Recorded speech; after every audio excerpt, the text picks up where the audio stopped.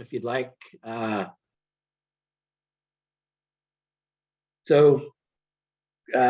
I think the only other person we're waiting for is Department of Finance, but we do have a quorum, so we can go ahead and get going. So good morning, everyone, and welcome. Director Bonham may not be able to join us today. If he will join us, it'll be later in the meeting. So I'll ask Board Member Boakday, our chair or vice chair, to assume the role of our chair this morning, if she's so inclined, and I'd appreciate that. So if you want to start out with opening remarks, Alina, that would be great. And then otherwise, I'll just start in. Sure. So good morning, board members, staff, and the public. Welcome to the Wildlife Conservation Board meeting on this February 24th. Thank you for joining us. I'd like to ask John to maybe just go through any technical procedural items related to the for anyone who wants to speak, how all of that will be handled, both during the public comment period, but also during the various agenda items. And then we'll jump into the roll call. Great. Thanks, okay, Alina. And good morning, everyone. I'm John Donnelly. I'm the Executive Director of the Wildlife Conservation Board, and welcome to our February 24th, 2022 Wildlife Conservation Board meeting. So just a few meeting logistics. So the meeting is being conducted via Zoom and webinar. For those using the phone system, you can access the presentation that will be presented today by way of the Wildlife Conservation Board website. You can pull down the presentation from our meetings tab and just follow along if you so choose. If you are using the phone system, you will need to press *6 to mute and unmute yourself. Also, during public comments, I would ask that you use the raise hand function, which can be found at the bottom of your screen if you're on a computer. Or you can press *9 to raise and lower your hand if you're on the telephone system. The format of the meeting, it's gonna be similar to past virtual meetings that we've held over the last couple of years. We'll complete the first few agenda items and then proceed to the consent calendar. And then take any questions and comments from the board members, if any, and then take public comment, if any, and then I'll ask for a subsequent motion for the consent. What I'll need to do is read the motion into the record, and then the roll call vote will be taken. We will then move on to all the presentations, which includes items 19 through 33. I'll introduce the project. Notice any letters of support or opposition that are not indicated in the agenda that we've received, and then introduce staff who will provide an overview of the project to the board. At the end of the presentation, I will ask for board member comments or questions, and then ask for public comments. If, however, any board member has a question or needs clarification during a presentation, please speak up and we're happy to address it at that time. For public comments, for any member of the public making public comments, please state your name and any affiliation. The order of public comment will be as follows. Those who have filled out a speaker card in advance of the meeting will be called upon first. Those requesting to speak using a hand raise function, Celeste and Alexa on our staff, our IT folks, will be monitoring those. And I may have to ask them to call those hands raised, or I'll try to follow it as well. But hopefully we'll get all of you in who raise your hands. And then finally, I'll ask if there's any public comments via the phone system. You will need to remember to unmute yourself and then mute again after you speak. Public speakers will be allowed 2 minutes. We have a pretty full agenda today, and so we're going to limit public comment to 2 minutes for each speaker. And then similarly, like last board meetings or past board meetings, I would like to ask the board if they're okay or comfortable holding off on individual motions until all of the end of the presentations. So if so, we'll have one motion for the consent calendar and then another motion for all projects presented. However, if any board member wishes to condition the approval of a project or would prefer to have a roll call vote for any particular item, I will call for the motion, read the motion into the record, and then call for a vote at that time. So that's kind of a meeting logistics. I know it's quite a bit, but that's the way it is in a virtual world anymore. But I think, we've done this enough now over the last couple of years that I think folks are pretty comfortable with the way we operate. So is there any questions on 6? All right, so Sorry, go ahead, John. do you want me to, I'll move into the roll call. That would be wonderful. Thank you. Okay, so Board Member Bonham. He's not here. Gil Miller for Department of Finance. Here. Great. Samantha Murray, that's also one thing I'd like to point out. Our new Fishing Game or president of the Fish and Game Commission board member was just selected as the new president last week, and she had a conflict this week. So her name is Samantha Miller, but she will be joining us next meeting. She wasn't able to be with us today, so she will not be here. So board member Bokde. Here. Board member Nagami. Here. Board member Pavley. Here. Board member Phillips. Here. Great. And then on our legislative advisory member side, Caitlin Peterson for Senator Borges. Catherine Moore for Senator Stern. Here. Katarina Robinson for Senator Skinner. Here. Keith Chelino for Assemblymember Garcia. Here. Natalie Turan for Assemblymember Rivas. Present, thank you. Great, thanks. And lastly, Cordell Hampton for Assemblymember Bennett. Here. Great. We do have a quorum, Madam Chair. Wonderful. Thank you. Thank you, John. And again, welcome. So I'd like to move on to item number 2, which is discussion and selection of the new board chairman. So I'll ask for any comments from the board, but I'd like to table this item possibly for the next board meeting until our current chairman, Chairman Bonham, can attend the meeting. So if that's the pleasure of the board, I'd like to at least make that recommendation. Is there agreement from the board? Or John, do we need a motion to just table this item to the next meeting, or? I believe we do, Alina. Okay. Yeah, because it was an action item, so we will need a. I will Approval move to, I will move to table the item to the next meeting. I'll second. Thank And you. that's item number 2. This is Fran Pavley. and Great. Gail And second. do we have a second? Gail Anyone Miller, take the roll seconds. call? Great, so let me get my voting list here. Great, so I'll take a quick roll call vote. So this is to table the selection of the chair and vice chair to the next available meeting. So Alina Bokde, Approved. Board Member Miller, Aye. Board Member Nagami, Aye. Board Member Pavley, Aye. and Board Member Phillips.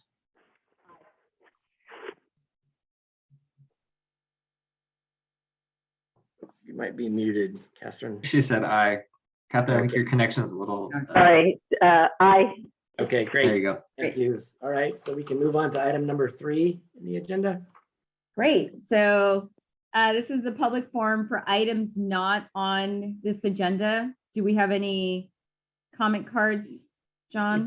We have 3 speaker cards for this. Great. And I will call upon those folks. And I do want to remind folks that we're allowing 2 minutes per person, unless the board member has had any questions, obviously. But so the first up is Susan Nash, attorney for Friends of the Northern San Jacinto Valley. Sue? I think I'm unmuted. Yep, Yes, we can hear you. I'm president of Friends of the Northern San Jacinto Valley, and I'm the attorney for the Friends and for Tom Pollock, the former manager of the wildlife area and conservation chair of the Friends. We came to the WCB in November offering 2,000 acres to be added to the wildlife area. We've had numerous communications of promises to set up a meeting. We've been told what documents you need and how to start this process. And all we've gotten in response is, we're thinking about whether to talk to you or not. I'm pretty upset and disappointed because the Friends have worked with the WCB and Tom Pollock for many years to get lands bought to add to the wildlife area. And we're coming here with a donation, and you don't even have the courtesy of telling me why you don't want to talk to me. Thank you. Great, thank you. Next up is Conrad Fisher.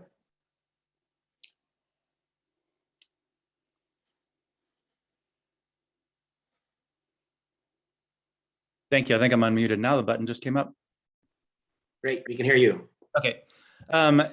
Yeah, so I'm just kind of revisiting an issue I've been bringing up intermittently since 2016, and just wanted to thank staff very much for their meeting last week with my colleagues and me. I think we have a plan to move forward with a lot of the different issues we brought up, and also kudos to staff for an amazing 5-year report on the Streamflow Enhancement Fund. I would encourage everyone to read that who hasn't, but I just wanted to show up today to address an immediate need. I think we have a plan to address these issues long-term, but the immediate issue is I'm asking the Wildlife Conservation Board to take extra care not to fund projects with streamflow enhancement funds that reduce streamflows or preclude things that are good for fish. And as I've said before, that happens when you fund water diversion infrastructure. And please talk about this as you're evaluating projects. And in the end of the day, the conserved water does not get dedicated. When that happens, you have effectively funded a project that results in less, not more water for fish. And we really need to address this either with the water board or somebody else, because there are a lot of promises made when people apply, but a lot of times the in-stream flow dedications are either short-term or don't happen. That means less water for fish. Just quickly, I believe the Montague Irrigation District and the Shasta watershed is on your, maybe not agenda today, but I think it's being evaluated. I wanted to chime in before it got ranked, because I don't think the application is public until after it gets ranked. I, in my previous job, was part of a litigation settlement that resulted in interim flows released from Montague Irrigation District. Now that's the dam, for those of you who don't know, on the Shasta River, north of Mount Shasta. The Shasta River was historically some of the best habitat. This dam and irrigation project is probably not one of the dams in California that we should be throwing more money at. It's probably one of the dams and irrigation districts we should be talking about how to get fish passage and or dam removal. In the course and scope of the litigation I was part of that settled at the end of 2013, we pretty much concluded that dam violates the reasonable use doctrine because half the water is lost to seepage, violates 5937 because zero water or horrible water is released, violates the Clean Water Act because toxic algae is released. So please do not throw any more money at Montague until we have a real conversation about what the long-term plan is.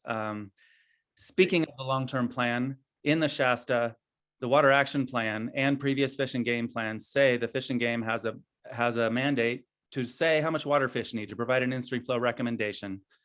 Streamflow enhancement funds are not allowed to be allocated for projects to achieve regulatory compliance.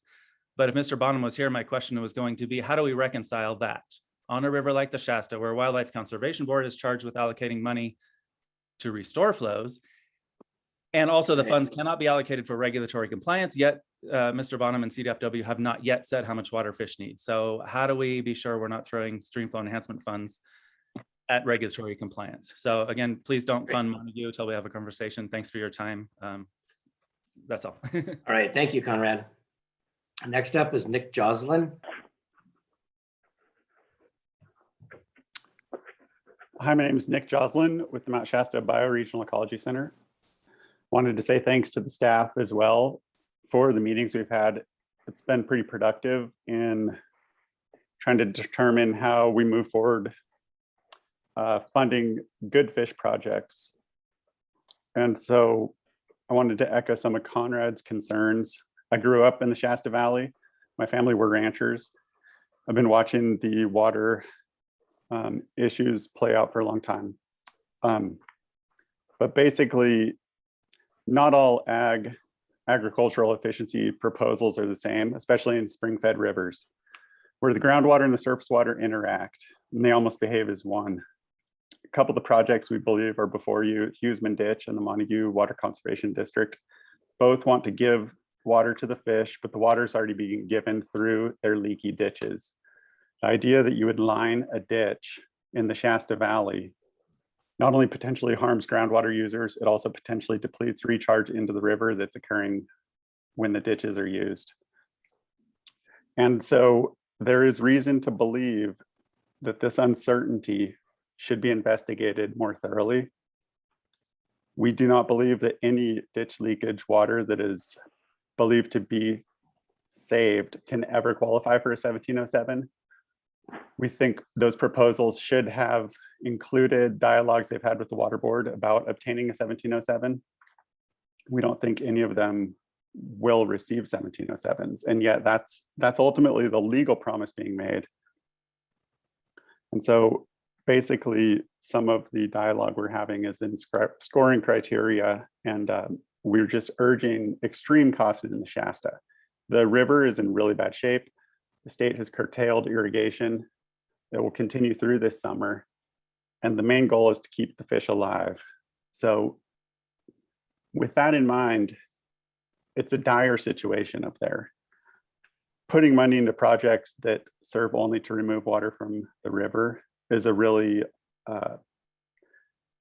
it's potentially more harmful than it does good. So thank you for your time. Thank you.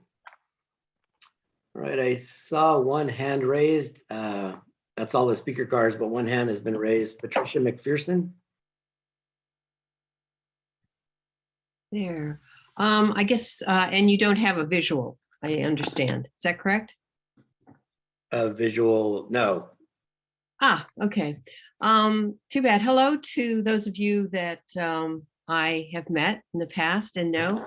My name is Patricia McPherson, Grassroots Coalition. And I just wanted to say hello and reacquaint you with Ballona Wetlands, and we will be coming to you with some issues regarding a land management plan in the future. And I just wanted to let you know that Ballona is a predominantly seasonal freshwater wetland.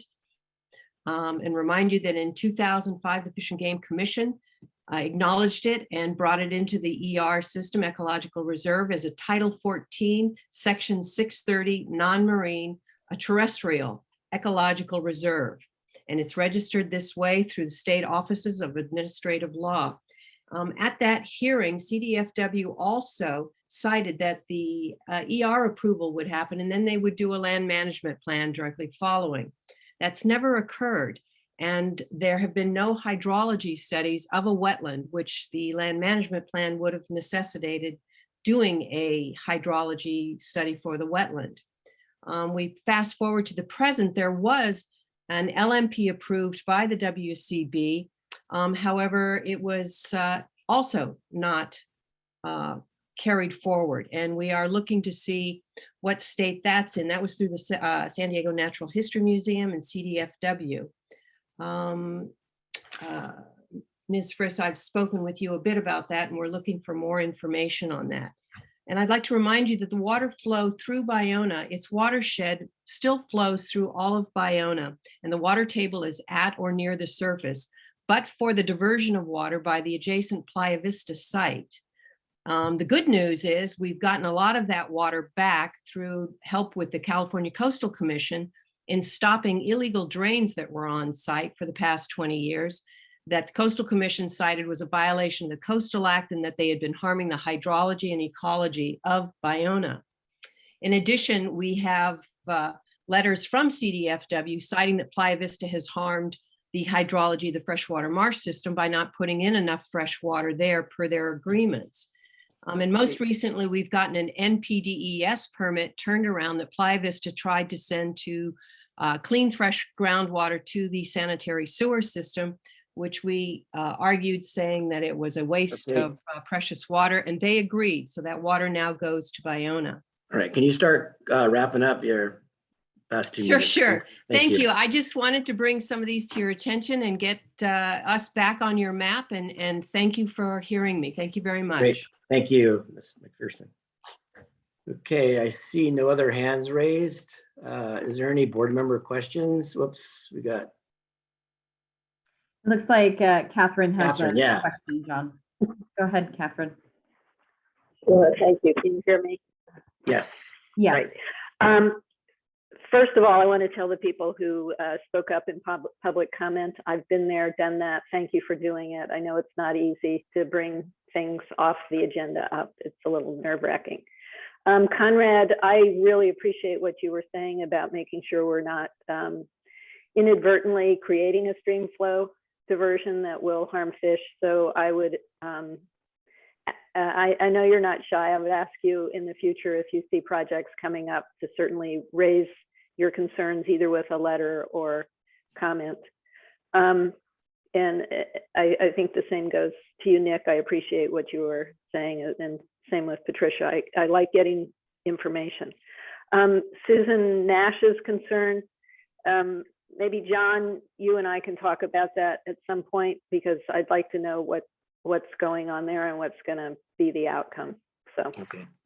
I can quickly comment on it. I know the department is currently evaluating the donation and the proposal, and I think response back to Ms. Nash is imminent, so she can be expecting that soon. And okay, it will be good. coming from the Department of Fish and Wildlife. Great. Thank you for that. Great, thank you. Any other board member comments or questions? I see Damon's hands up. Damon, do you have your hand up? Yeah, thank you. And I'll echo Catherine's comments. Thank you to everyone who came out this morning for public comment. Just want to thank Patricia McPherson for her comments.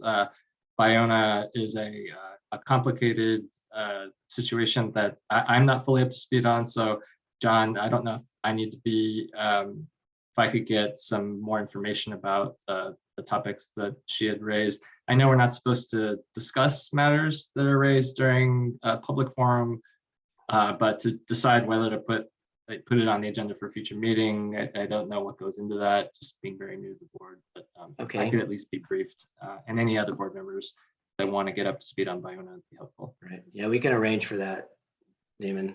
We'll talk with the department, and some of their experts on Baiona can will arrange a briefing for you. Perfect, thank you. And I think, Damon, you bring up a good point. I think we should make sure that in the agenda there is and I think traditionally at the end of the meeting, there's a opportunity for board members to make any final comments, or at that time could also raise any future agenda items that you would like to see. So I think, John, if we could make sure that that the agenda items have that opportunity for the board to make any final comments or ask for future agenda items, that would be great. Sure, no problem. Any other? I was just going to say, I appreciate that. I think that's that would be great. And I'm assuming we'll be able to do that today, because there is an item that's good. Okay. Yeah, I'd like to, so I don't know if we need because I see that it's not on the agenda. So do we need to ask for a No. motion, or could we just put, okay. Yeah, all you right. can just direct when we get to the end and we call for final Okay. comments. You can just bring that Sure. up. And Okay, so we'll plan to do that after the executive director's report for the board. great. Any other comments, questions from the board members before we move on to the next item? So again, just thank you to everyone who came and spoke up. We absolutely appreciate your participation and your comments, and thank you for taking the time today. So John, let's move on to the item number 4, funding status, an informational item for the board. Great, thank you. And I apologize, all my binder information is to my right, so I'm not actually looking at the camera, so bear with me as my head keeps going back and forth. But anyway, item number 4 is a funding status. This is an informational item to let the board know and make the public aware of the amount and the status of the funding that's available to the Wildlife Conservation Board. What we've done is roll up all of our balances under each individual funding pot of money. That includes bond funds, general fund funding, greenhouse gas reduction funds, And then we total all funds at the end. And we also represent those projects that are coming before the board today. So we back that out of the balance. And then also we back out of the balance of projects that are currently in development at the board at a staff level. And then provide an overall grand total. So I'll be happy to answer any questions if there is any. This is just an informational item. And I think, WCB is doing pretty well from a funding perspective.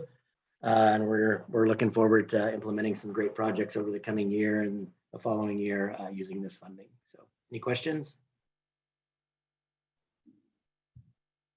Any questions for John from the board? Okay, Great.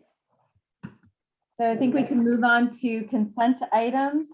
So items 5 through 18 are part of the consent calendar.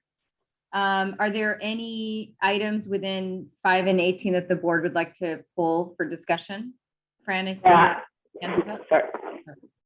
How about Fran and then Catherine?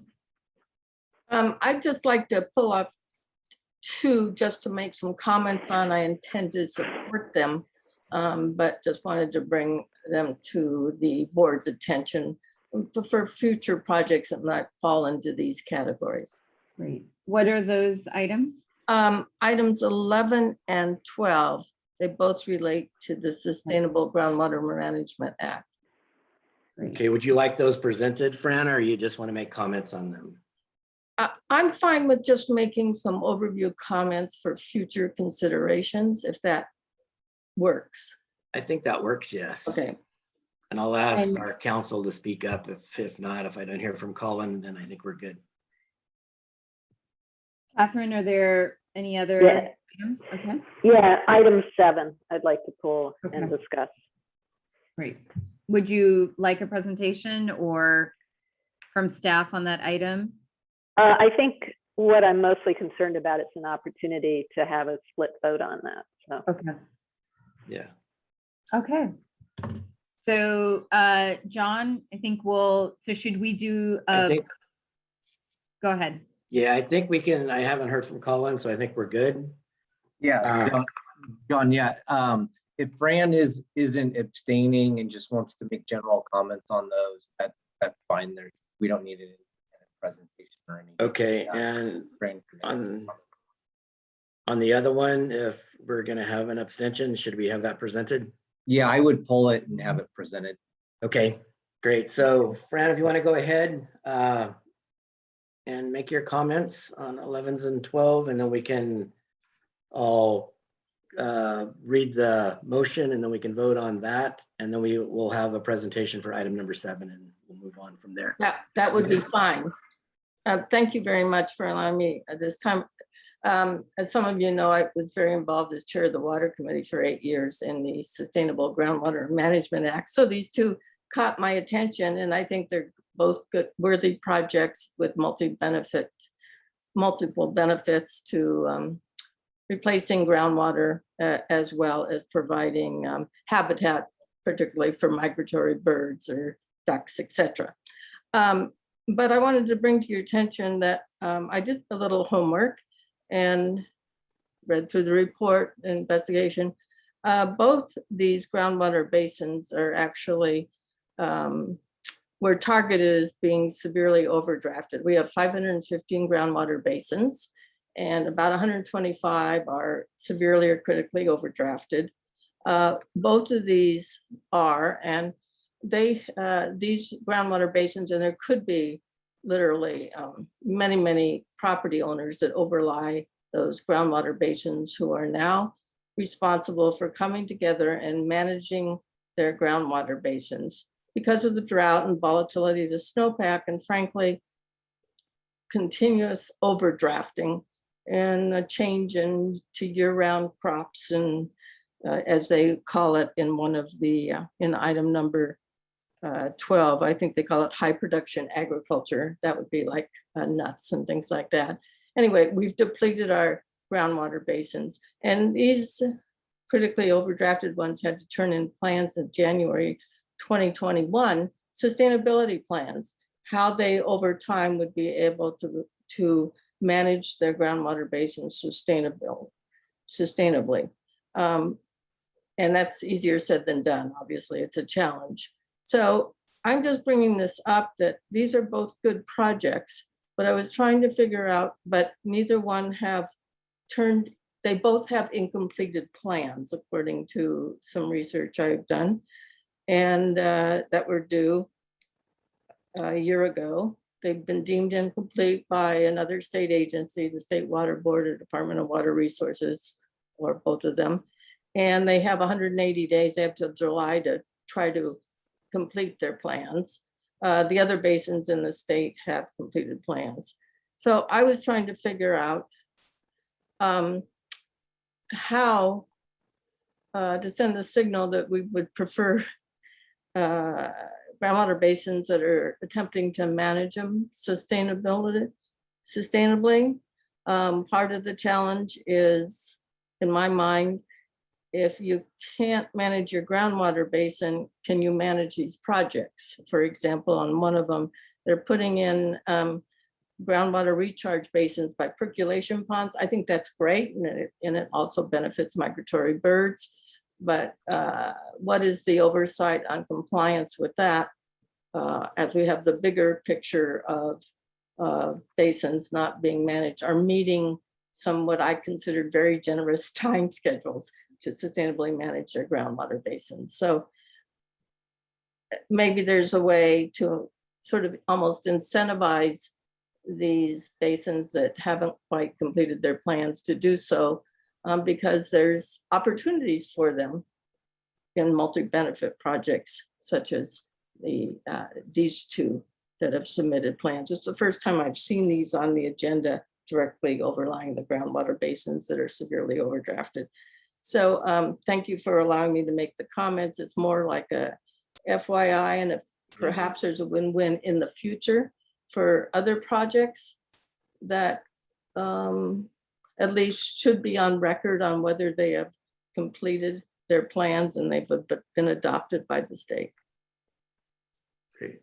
And I think, Senator Powley, we can actually provide some information in the agenda write-up that may help the board understand the current situation of each project, and just provide a little bit more information on that particular issue.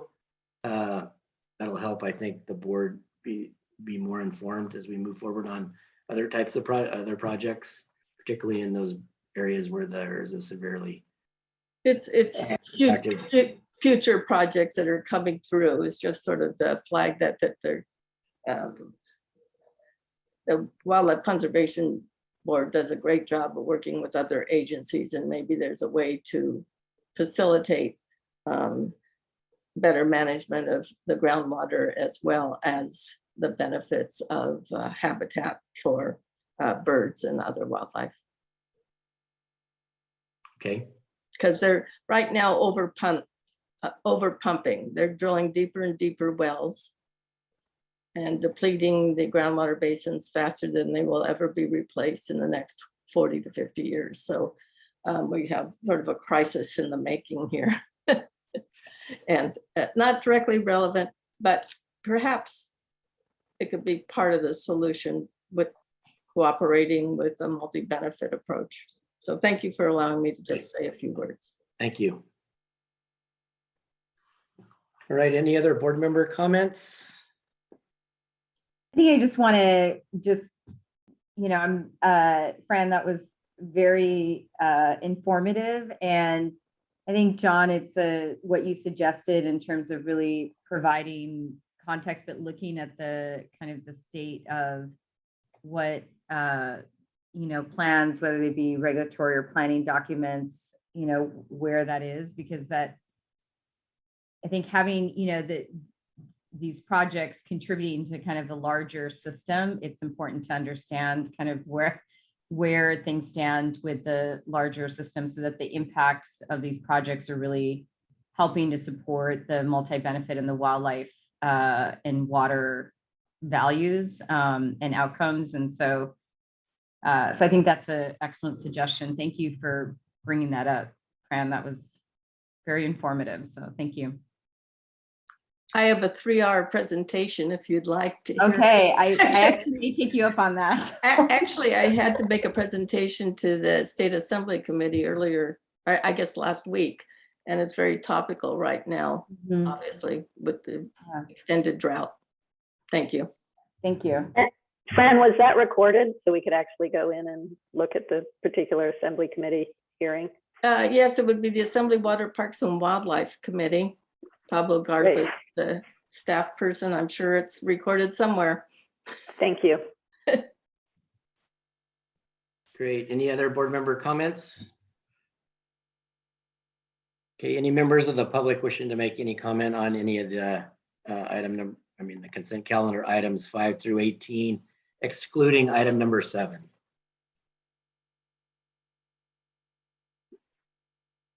All right, I see no hands raised.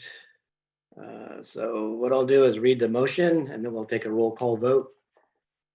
So staff recommends that the Wildlife Conservation Board adopt the written findings as appropriate and approve all individual projects identified by staff as suitable for funding up to the amounts listed for each, and listed as consent calendar items 5 through 18, excluding item number 7, as identified in the Wildlife Conservation Board final meeting agenda dated February 24th, 2022.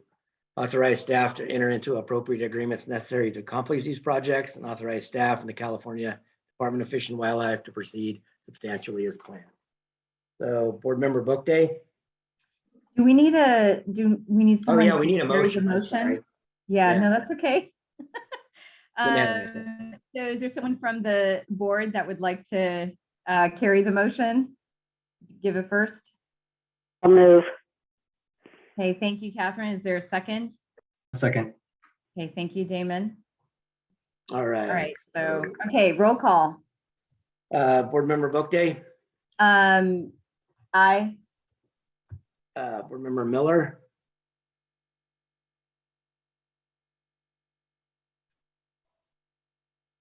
Gail,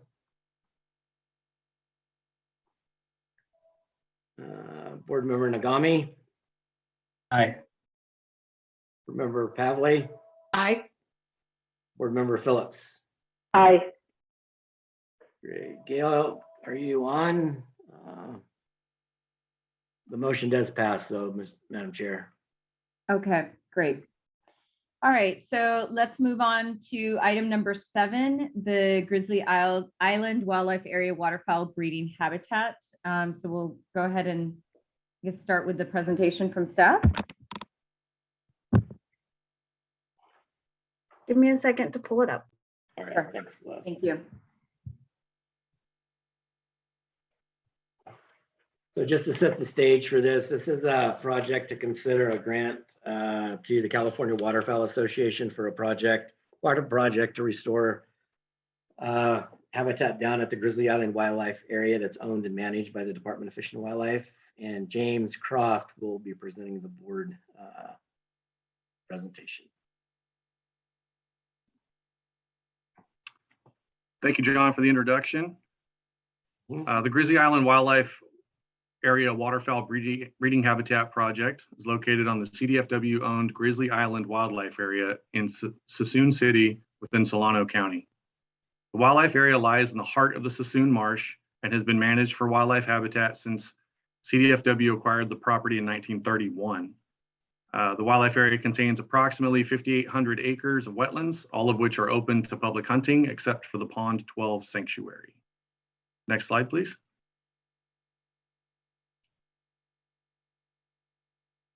Waterfowl nesting effort and success has been monitored and studied on the wildlife area since 1985. In the 1990s, surveys on the wildlife area recorded the highest documented waterfowl nest densities anywhere in North America. Since then, waterfowl production has experienced a long-term decline. The largest block of upland habitat on Grizzly Island Wildlife Area is located in fields 13 and 14 and is traversed by linear ditches and levees, which are relics of previous farming infrastructure. These features divide the fields into a series of 30 to 65 acre subunits, functionally fragmenting this habitat and contributing to predation. Some monitoring work that's been done out of the wildlife area has shown that these linear ditches and habitat features actually act as highways for raccoons and coyotes and other predators that are basically predating on waterfowl nests.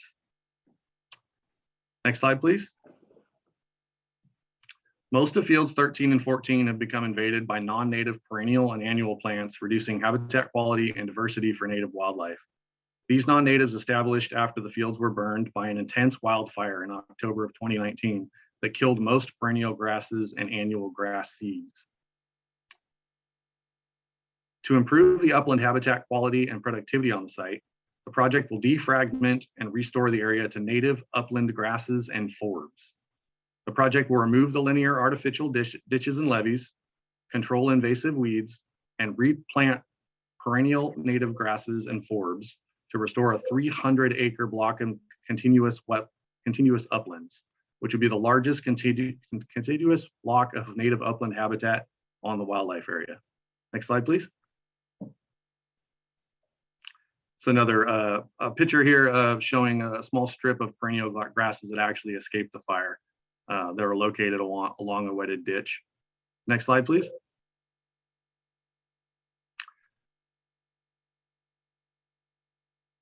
And next slide, please. Adjacent to the upland restoration site is an existing managed wetland unit called Pond 12 that was constructed several decades ago with the intent to provide summer flooded waterfowl brood rearing habitat. In subsequent years, the pond was consumed by invasive Phragmites and was unable to be managed as a brood pond. In 2020, a WCB funded grant successfully removed the Phragmites from Pond 12, allowing the pond to be managed as a brood pond once again.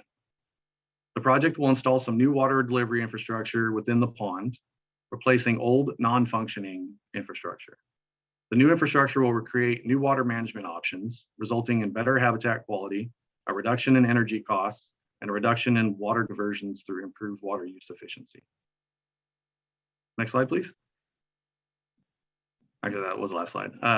Staff recommends that the Wildlife Conservation Board approve the project as proposed. On the phone today is CWA, or California Waterfowl Association Regional Biologist Robert Eddings to answer any questions you may have.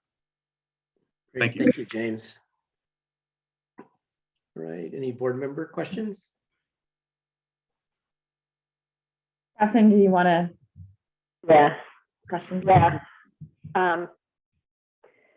It's not so much a question as it is a comment, and I appreciate what the project is trying to achieve. What I am concerned about is the use of herbicides and the funding of herbicide use by public dollars coming from the WCB. And it's the song you've heard me sing before. But I do want to point out that this is the first round where we've started having the herbicide use questionnaire. And I appreciate that. I think it provides an extraordinary amount of information, but it gives me no comfort.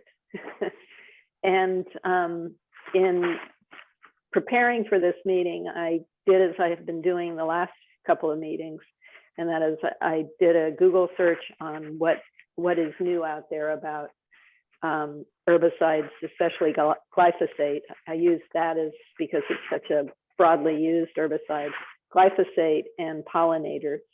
And in the most recent issue of the Environmental Toxicology and Pharmacology, there's a nice review called Effects of Glyphosate Exposure on Honeybees. If you think of honeybees as sort of the canary in the coal mine, it's impossible to go out and study every pollinator, but honeybees have become sort of the pollinator that scientists have been studying a lot. Anyway, this is a good overview of the problems presented by glyphosate and that have been found in recent research. I don't have confidence that the US EPA is doing an adequate job on on most herbicides, pesticides. I think there are lots of reasons California has stepped out ahead of US EPA. because some of the methodology used to evaluate herbicides and pesticides at US EPA. So the long story short is I have nothing against making more habitat for waterfowl. I think that's a good cause. I don't think we should be funding the level of herbicide use that we are as a Wildlife Conservation Board, given the effects it has on critical pollinators. So I'll be abstaining from this. Great. Thank you, Catherine. Are there any other comments from board members?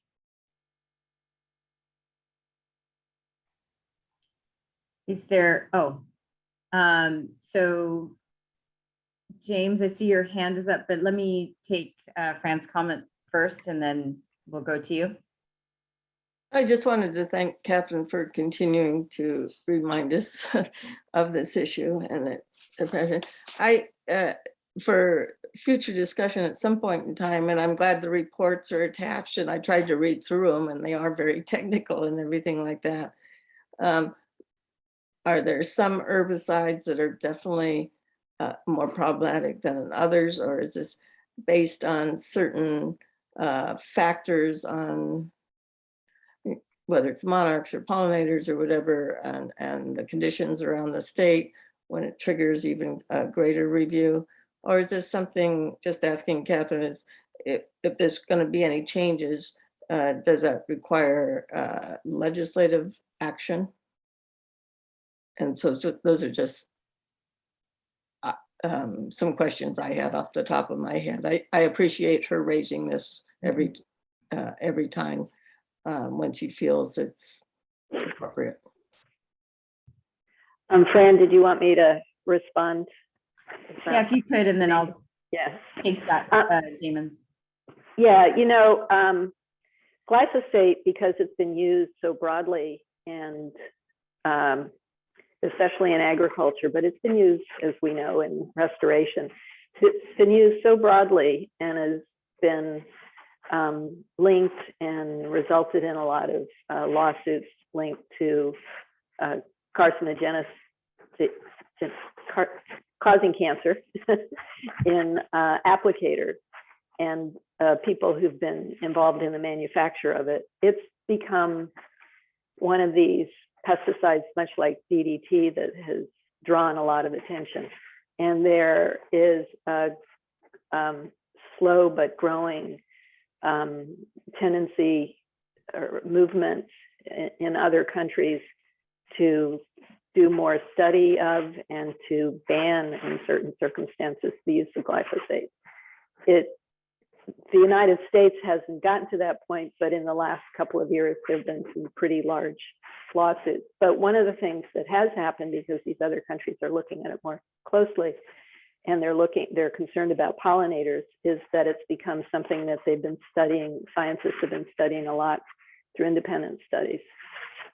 There are other pesticides, and I think either in this or in one of the questionnaires where they're using lots of different kinds of pesticides, they note very astutely that those pesticides have been studied less. So you don't know if the alternatives are just as bad or worse than glyphosate. The problem, though, according to some recent United Nations reports, is that we are basically flooded with chemicals now. And all over the world, especially in developing countries where there isn't as much control on chemical use and pesticide use, people and wildland areas are becoming seriously contaminated. So, and simultaneously, if you talk to the folks who pay attention to insects, we're going through pretty severe insect decline that is probably would get more attention if we weren't so focused on some other horrible environmental problems right now. We're all so focused on climate change that some of these things, like this dramatic decline in insects and pollinators might get more attention. So again, I think the science is pretty clear that there's a problem. Glyphosate is getting most attention because it's the most widely used. And I was recently reviewing the 1960s era book by Rachel Carson, Silent Spring, and it seems that very little has changed. Thank you, Catherine. Damon, I see your hand up. Thanks, Lena. Thank you, Catherine, for continuing to raise this issue. I share your concerns. And thank you so much to staff for pulling together the questionnaire. I think it is really helpful to understand the project-specific implications of the application of herbicides. I think there's a lot of really good information here. I was glad to see, herbicides. I'm glad to see that there was discussion of, efforts to try to reduce the likelihood of herbicide being applied to pollinators or non-target species. What would also be helpful is it's great to know that, for example, it says here, disking will also help displace wildlife and reduce perhaps flowering plants that could attract pollinators. Are there a lot of pollinators out there, or are there few? To know more about what the sort of baseline in this area is and what's going to be the actual impact to pollinators could be helpful, because this is a tough one. I absolutely share the concern about glyphosate, but with no alternatives yet to the market to be able to carry out these important restoration projects, we're really in a bind. So how are we going to get through this and be able to continue to approve worthy projects in the interim until those alternatives are more widely available? I think we're going to have to struggle with that. So the more information we can get about specific projects, I think will be helpful. Thank you. John, do you have any comments or? I'd like to ask James or maybe Okay. CWA or Fish and Wildlife if they have any comments related to Damon's question. I know, we really struggle, as Damon says, this is a really big issue for us, and we appreciate Catherine for raising it for us. This is a continuous process at a staff level that we're trying to figure this out and really understand alternatives that may or may not be available going forward. So maybe James can comment on just the pollinator use down there, or maybe Fish and Wildlife staff.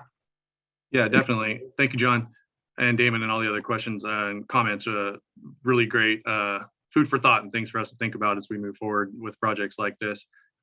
Definitely what was brought up, the tilling. So we are going to be disking the project site prior to any of the herbicide applications, which should disperse wildlife and really minimize the amount of any flowering vegetation that's out there, which Robert, I can have him talk about this. What flowering vegetation really out there is super weedy. It's not high quality habitat for pollinators by any means. So we are going to be replacing that. And what this project's actually going to do, I like the fact that the department and CWA is going above and beyond. So typically in the past, when we've done upland nesting habitat projects, the department could have just put weed out there or something that really had no benefit to pollinators or very little benefit to pollinator species at all. But we're going above and beyond with native grasses and forbs for this one. So while we might have minimal impacts to pollinators during the implementation of the project, we will be then creating a contiguous 300-acre block of waterfowl nesting and pollinator habitat, which we're actually going above and beyond both in cost and work that we're doing here for this, and not just going with the lowest cost alternative. The lowest cost would have been to just throw a grain crop out there for waterfowl foraging and nesting. But we are actually kind of going above and beyond to make sure that we can get the pollinator habitat at the end to be high quality and useful for both birds and pollinator species. Robert Eddings from California Waterfowl Association's on the call right now, and he could talk to you about what little benefit I think that's out there to pollinators right now. Hey, James. Yeah, I don't have information on the overall pollinator use or populations of the upland area of the wildlife area in general. But on the project site specifically, there's very little vegetation at all growing back since the fire. There's small strips here and there. So the overall habitat availability in the area in the immediate project site is poor for all wildlife. The area in general is dominated by mostly grasses. Very few native flowering plants. There are a few, but it's not an area that has a lot of flowering plants providing pollinator habitat. So everything that we can come up with, including wildlife area staff doing some prep work, some tilling and some mowing right now before this project is funded, to minimize potential impacts, to minimize potential pollinator presence on the site and other wildlife, is being done to minimize the impact during the project. But the end result, 3 or 4 years from now, once the project is done, the site will be better than it has been since I've been out here for the last 20 years for pollinators. So got to get a little bit worse before it gets better, but the end result will be a lot better. Thank you, Robert.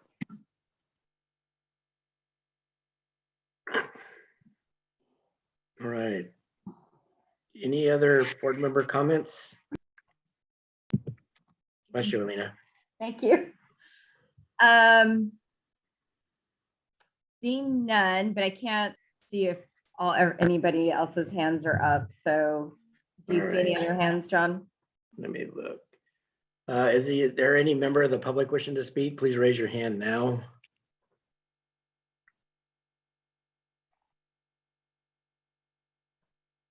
All right, seeing none. Okay. So what's the pleasure of the board? Do I have someone to bring forward a motion?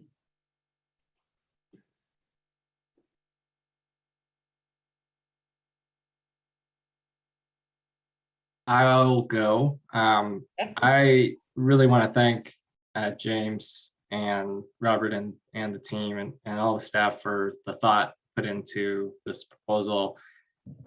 I acknowledge and am deeply concerned about glyphosate and the options that are available for herbicides. And this is going to be an issue that continues to come back. But I am grateful and for all the thought that's been put into this discussion, the herbicide questionnaire, which I think is great. It gives us more information. I appreciate the additional information that has been provided during this presentation. And as I had mentioned before, we're going to keep struggling with this, but good projects that are going to be within WCB's mission and restore habitat for wildlife, in my view, should move forward. So I would make a motion to approve item 7. Is there a second?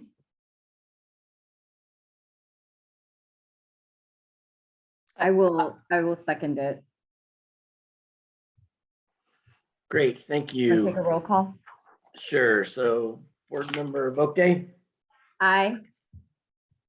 board member Miller, Gail Miller, Aye. board member Nagami, Aye. board member Pavley, Aye. and board member Phillips. I'll abstain. Great, motion carries, Madam Chair. Okay, thank you. And thank you to the board and thank you, Catherine, for your comments. Yep, thank you. So we are going to move on to presentation items. So item number 19, John, I will hand it back to you and your staff. Great, thank you.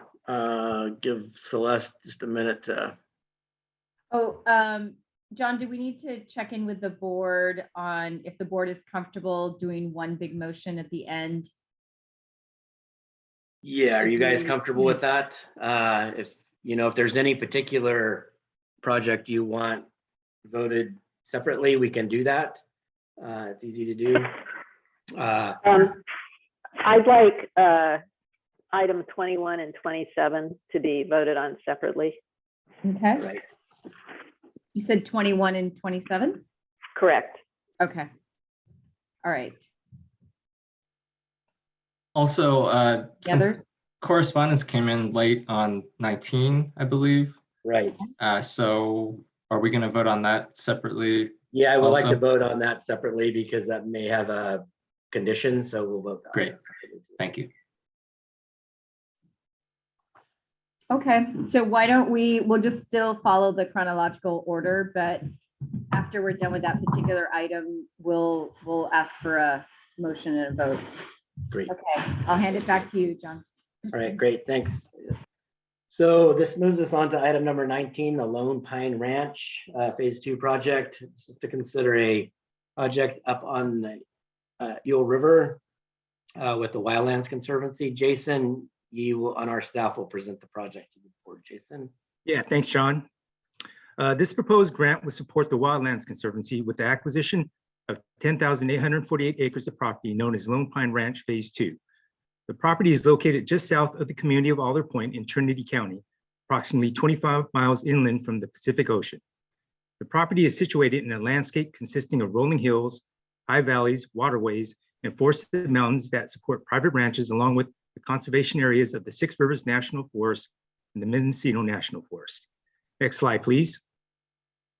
At the August 2021 WCB board meeting, the board approved the 7,480 acre Lone Pine Ranch Phase 1 acquisition that borders the entire southern boundary of the property.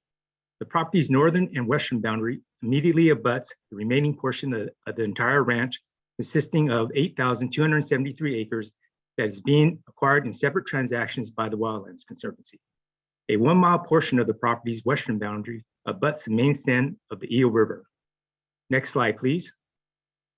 The Eel River ecosystem supports over 75 mammal species, 400 bird species, and 15 species of fish. This includes coho salmon and steelhead trout, which have seen dramatic population declines because of impacts of water quality, overfishing, water diversion, and dams. Designated as a national wild and scenic river in 1981, the 196-mile Eel River is the third largest watershed in California, draining more than 3,500 square miles across 5 counties. 90% of the land along the river is in unprotected private ownership. Next slide, please. The 10,848 acre property being considered today is the central portion of the entire Lone Pine Ranch. The property has been under the same ownership since the 1920s and has been historically used for timber harvesting, but has since transitioned into the present use of cattle grazing and recreation. The property is characterized by a variety of habitats, including oak woodlands, grasslands, ponds, meadows, riverine habitat, and conifer forest. There are also several perennial creeks that run through the property and drain into the main stem of the Eel River, further enhancing the 18 miles of river frontage that borders the western and southern boundaries of the ranch. Next slide, please. The protection of the property will not only support both the state and federally threatened fish species of coho salmon and steelhead trout, but will also benefit many other species of state concern, including the southern torrent salamander, foothill yellow-legged frog, northwestern pond turtle, northern red-legged frog, northern goshawk, and the yellow warbler, along with the common species of mountain lion and deer. Next slide, please. The Conservancy will own, manage, and monitor the property as a protected nature preserve with plans to develop and deliver much-needed passive recreation and interpretive education opportunities for the public, potentially including new hiking trails, bicycling, horseback riding, camping, and kayak put-ins on the Eel River.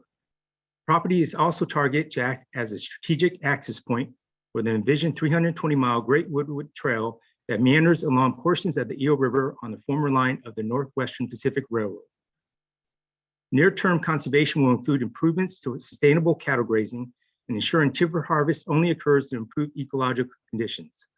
Other anticipated conservation efforts include invasive species management, wetland and stream restoration, erosion control, improved forest management, and native tree planting. Established in 1995, the Conservancy has created a nature preserve system comprised of 21 preserves encompassing 163,000 acres of diverse mountain, valley, desert, river, and oceanfront landscapes in California. These preserves are open to the public for passive recreation. Next slide, please. This proposed acquisition is supported by a California Department of Fish and Wildlife land acquisition valuation. The evaluation validates that this proposed property acquisition has a major conservation benefit that will provide the greatest ecological lift through management of invasive species, wetland and stream enhancement, and improved forest management, along with anchoring an area of essential habitat connectivity with the Pacific coast. The property is also identified in the California Wildlife Action Plan associated within the North Coastal and Montane Riparian Forest and Woodland Ecoregion, which provides that the protection of this ecological intact property will allow the diverse habitats and species to persist through time, even in the face of climate change. The Department of General Services has approved this fair market value of $10 million. Staff recommends that the board approve this project as proposed. In the audience is Fraser Haney, Executive Director of the Wildlands Conservancy. If you have any questions, we'll be happy to answer them. Great, thank you, Jason. And before we get into questions and answers, I do just want to point out for the record that we have received one letter of concern. We received that letter last night from Edwin Smith, who's Tribal Vice Chair and Chairman of the Bear River Fish and Wildlife Commission, and also with the Bear River Band of the Ronerville Rancheria. And Mr. Smith's concern is the ability of the tribe to work with the Wildlands Conservancy on a co-management option at the Lone Pine Ranch. And I believe, and has asked that the board condition their approval on that condition. And so we will have representatives of the Wildlands Conservancy speak to that specific issue. But I do want to ask if there's any board member questions at this time on the project generally. Oh, and I do want to point out too, for the record, this is one, we did have to have an independent review of the appraisal for this project. Consistent with our appraisal policy, there's a couple things that had to happen when WCB has to happen. When WCB invests $5 million or more. One is we have to contract for our own appraisal. We have to be the contractor under the appraisal. And then secondly, we have to have an independent review, third-party independent review prior to Department of General Services final approval of the appraisal. And those steps have been made. The independent review is required to be out in the public arena and posted on our website 30 days in advance. And I believe we had posted it early January on our website. So those are the conditions of the appraisal process, and consistent with our appraisal policy was satisfied. So with that, is there any board member questions on this project? Yep, I have a question. Thank you for the presentation. It looks like a good project. I saw the letter from the Bear River Band and raises concerns. It seems like a conditioning the grant for requiring and developing co-management MOU makes sense to me. I'm interested to hear from the Wildlands Conservancy. I do have a question for staff. Just curious about what the process is to reach out to and communicate with tribes if there are potential impacts to their land or their practices. What is the usual practice, and did that happen here? And if not, why not? Because it would seem that working this out before it comes to the board would seem to be more preferable to having this raised at the last minute by a tribe. So if I could get some clarity on that, would be helpful. Right, and I'll ask Rebecca Frist, who's our tribal liaison, also to help me answer this question. But there's a couple things that we do. We know early on of tribal issues or tribal concerns. We try to just start the discussion early. But if we don't hear anything, what we do for every agenda is we notify, we send out a tribal letter. It goes out, our agenda goes out, and then we identify the projects, they have the agenda, and we ask them to contact us if they have any concerns or would like to, in a formal consultation, we'd be happy to do that. Or if they just have any questions, we'd be happy to answer those. And so we do that before about 30 days in advance of every meeting.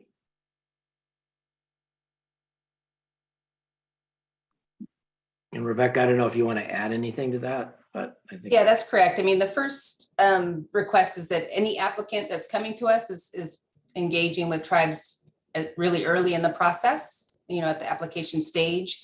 But then we do take that step of sending out a notice after we do our preliminary agenda. So giving a 30-day notice to all the tribes. And then they generally email me if they have an issue. And then we often either offer a more formal consultation, but more likely we just answer questions, make sure the grantees or the applicants and the tribes are speaking as early in the process as possible. Okay, thank you. Fran and then Catherine. Just real briefly, just noting, very exciting that about $30 million of general fund is being expended during this hearing today. And that's because of the surplus funds in the state budget. So, and that's usually for one-time expenditures, which is prudent. I just had a question because I don't know the Wildlife Conservancy too well. They will be maintaining the property once they acquire it in perpetuity? Yes, they'll manage it and operate it as a reserve. The Wildlands Conservancy, I forget the number, I think Jason mentioned it, but they operate several other reserves around the state, and all of them are open for public access. So they're unique from that perspective. They're one nonprofit organization that completely opens their properties up to public access, and they actually have amenities on several of their locations. But I can ask, if you want more specific information about that, I'll ask Fraser to comment on that when he talks about the letter that we received and the commitment by the Wildlands Conservancy to work with the tribe. Thank you for that information. I was just wanting to make sure that was the ongoing operation and maintenance, because that's such a struggle, whether it's state parks or other entities. So thank you, John, for that information. Catherine. Yeah, I just wanted to make sure I understand. So they have actually already acquired the land, but because they couldn't put it through our system fast enough, so we're basically, they've got the land, now we're paying the money that they were anticipating that we would be able to give. Is that sort of what's going on here? Yes, exactly. They had to take out a loan. So they had to do a couple things. They had to use their own money right at the beginning to like a down payment. And then subsequently that down payment or the financing required the down payment plus financing the remainder. So that's what this funding is doing. And this was a specific Lone Pine Ranch was a specific line item in the governor's budget this year. And it was specifically called out in, I think it's SB 170. And it was actually one of the enumerated projects within the legislative asks in that legislation. So, and because of the appraisal requirements, meeting our appraisal policy, those kinds of things, we weren't able to act fast enough. By the time we got the budget and the funding was approved as part of the process, bringing it to our board in November, we just didn't have the time to do that. And so this is it. And fortunately, the Wildlands Conservancy was able to close escrow back in November. And so they've been holding and they've had the property financed since that time. And this funding will go to pay off that financing and then backfill the initial down payments they anticipated to use on future public access and management options. So that's kind of the funding background of this, Catherine.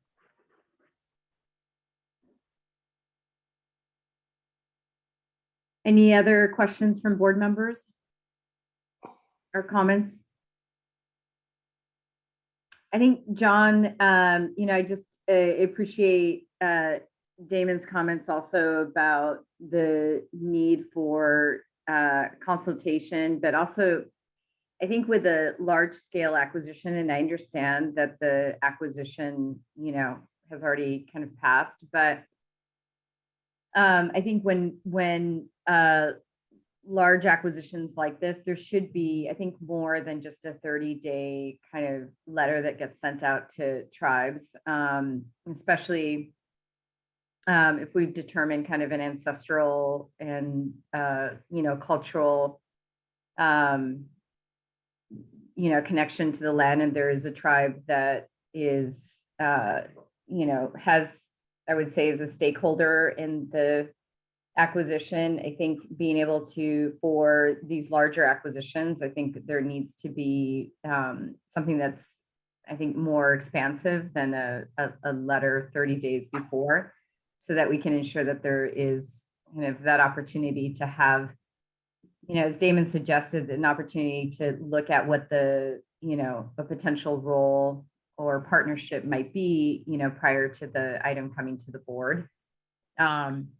So I would support that. And I would also support, conditioning this approval for, to have an MOA that, helps kind of define and a partnership around some, access or management activities by the tribe. Okay. So I don't know if there's a board motion out there from the board. I'd be Actually, glad to can move we- approval. yeah, what I'd like to do is hear from the Wildlands Conservancy on their Okay.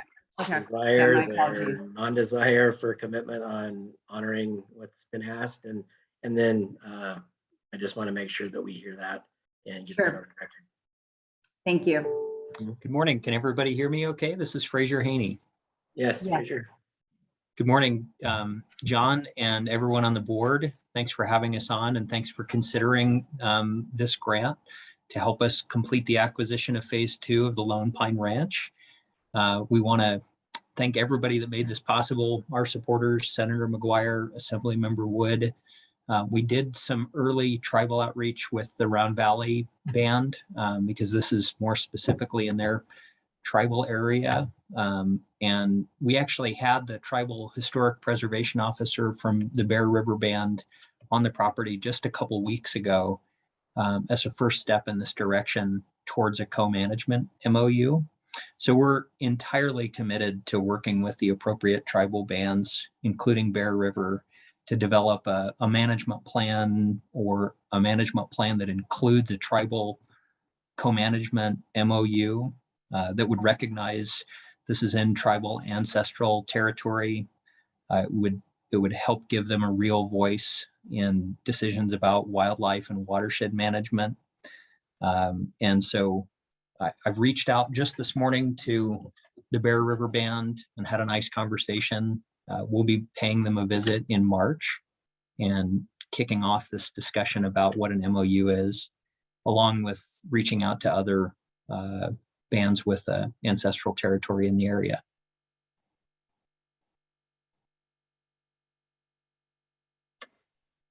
Thank you, Fraser. Yeah, and John, if it's appropriate, do you want me to say anything about our other preserves, or I could send a note separately? Sure, if you just want to briefly explain, your other reserves around the state. Yeah, absolutely. The Wildlands Conservancy holds the largest nonprofit preserve system in the state of California. With Lone Pine under our belts, we're at 190,000 acres. As John mentioned, these preserves are open to the public for free for passive recreation. And at the preserves, we also are the state's largest nonprofit provider of free outdoor education programs.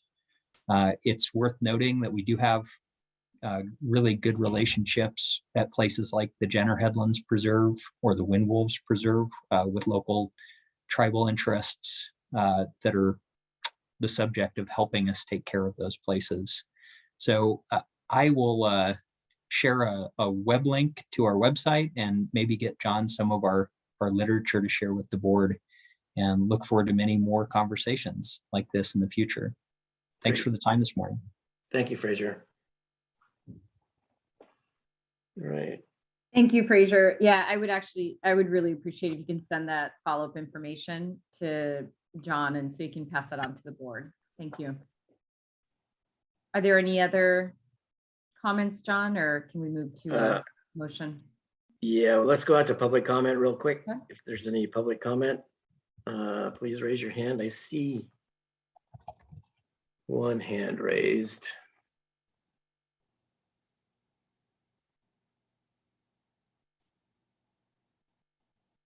But I don't know who that is. So Oh, Fran, that was is Fraser. your- He's done. He's Oh, gone. Fraser's gone. Okay. I see no other public comment, so we can't have a motion now. Okay. And Fran, I see that your hand is up. Do you have another? No, I comment? don't have a question. I think I had made a motion prematurely and I was just going to restate it That would be great. to move approval of this item. Actually, can I just ask what the condition, what's the wording of the condition? How does that work exactly? Is that something that Colin can weigh in on, or who? Yeah, I'll try. How do we condition things? I'll try. And then what I'll do is read the motion, and then as part of the motion, I'll add the condition in there. And then that's what you guys can recommend moving. That's okay. So staff recommends that the Wildlife Conservation Board approve this project as proposed. Allocate $10 million from the Senate Bill 129 General Fund Budget Act of 2021, Section 19.57, Chapter 69 for the grant to the Wildlands Conservancy, subject to the Wildlife Board entering into a grant agreement that contains a clause that binds the Wildlands Conservancy to work with the local tribes in the area, as well as agreement in a co-management scenario for co-managing the site. Authorize staff to enter appropriate agreements necessary to accomplish this project, and authorize staff and the department to proceed substantially as planned. Does that work? All right. I'll make that motion Who was that? to adopt the staff, Gail Miller, to adopt the staff great. recommendation. Do I have a second? I'll second it. All right, so we have a motion and a second. So Board Member Boakday, Aye. Board Member Miller, Aye. Board Member Nagami, Aye. Board Member Pavley, Aye. and Board Member Phillips. Aye. Great, motion passes. Thank you, board members, and thank you, the tribal folks, as well as the Conservancy folks for helping us understand this project just a little better today and moving it forward. So thank you. All right, so that moves us on to item number 18, or 19, 20 in the agenda. And let me get organized. So this is to consider the Hempville Diversion Structure Fish Passage Project in Placer County. Judah Grossman on our staff will present the project. Judah? Thank you, John, and members of the board. This proposal is to consider the allocation for a grant to the Nevada Irrigation District to remove the Hemp Hill diversion structure from the Auburn Ravine, a tributary to the Sacramento River roughly 2 miles east of the city of Lincoln in Placer County. This map shows the point location for the project as a red dot near the label for the city of Lincoln in the foothills of the Sierra Nevada. The smaller inset map on the left shows a zoomed in view of the project area. The Hemp Hill diversion structure is actually comprised of both the Hemp Hill Dam and the Hemp Hill Canal. The thinner sinuous red line represents the Hemp Hill Canal, and the attached polygon, which looks a little like a hummingbird in profile, represents the Hemp Hill Dam and diversion area. Next slide. The Auburn Ravine is an important anadromous salmon tributary to the Sacramento River and supports several special status fish, including Central Valley fall run Chinook salmon, California Central Valley steelhead, and Pacific lamprey. Unfortunately, the Hemp Hill diversion structure poses a barrier to fish passage up the Auburn Ravine. During the spring and fall irrigation periods, migratory fish are unable to access habitat upstream of this point. In this photograph, we see the Hemp Hill Dam during a non-irrigation period when water is not being diverted through the Hemp Hill Canal. At the top of the photograph, you can see cement buttresses for the dam that would hold flashboards during the irrigation period. Next slide. This photograph shows Hemp Hill Dam during an irrigation period with flashboards in place to retain water for diversion through the Hemp Hill Canal. In this condition, the Hemp Hill Dam represents a complete barrier to migratory fish passage. California Department of Fish and Wildlife has recognized the Hemp Hill diversion structure as a fish passage priority, and its removal is a priority action in numerous salmonid recovery plans. Removing the Hemp Hill diversion structure will restore year-round access to approximately 6 miles of upstream habitat for migratory fish. Next slide. The proposed project would remove Hemp Hill Dam and install a roughened rock ramp to allow fish passage and also maintain a diversion for Nevada Irrigation District water customers.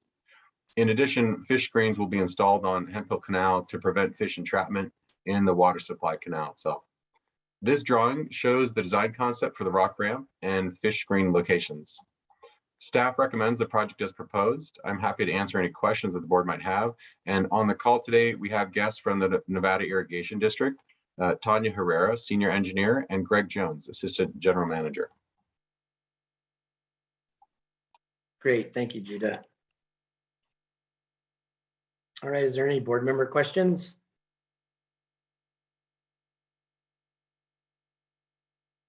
All right, seeing none, any public comment?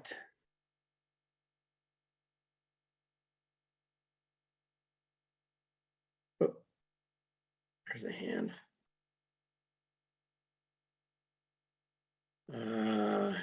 I can't tell whose hand it is. Celeste, can you help me, please? Greg Jones. Yeah, thank you, board. Sorry for the confusion on the hand raise. I'm Greg Jones. I'm the Assistant General Manager of NID. Good morning, board staff and public.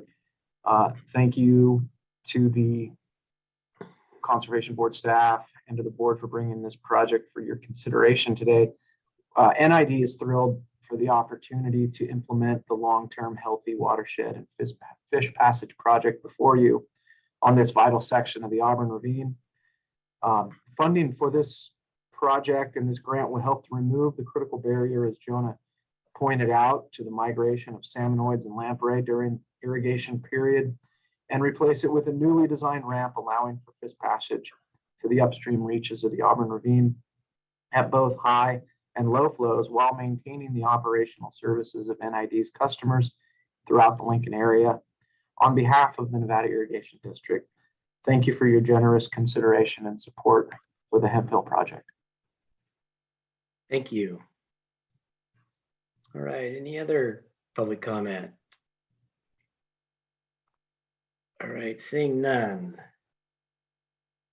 So we'll, seeing none, any last minute board member questions? All right, seeing none, we'll move on to item 21.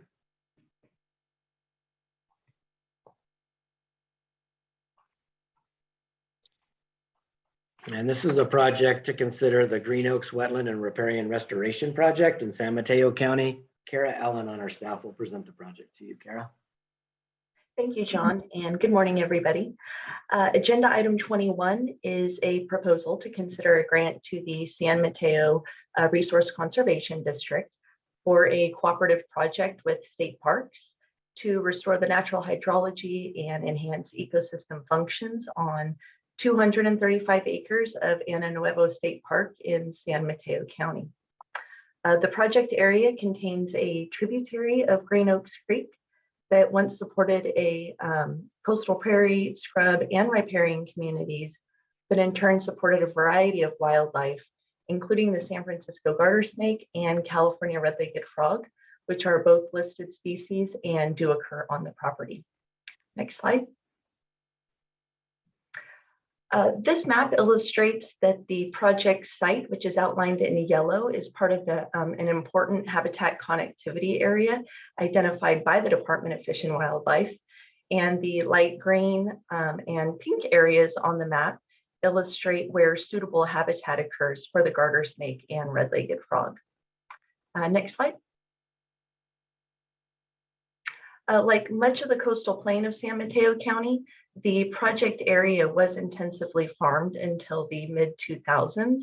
And as you can see in these pictures, several modifications on the property either removed or degraded habitat and also altered the site's natural hydrology.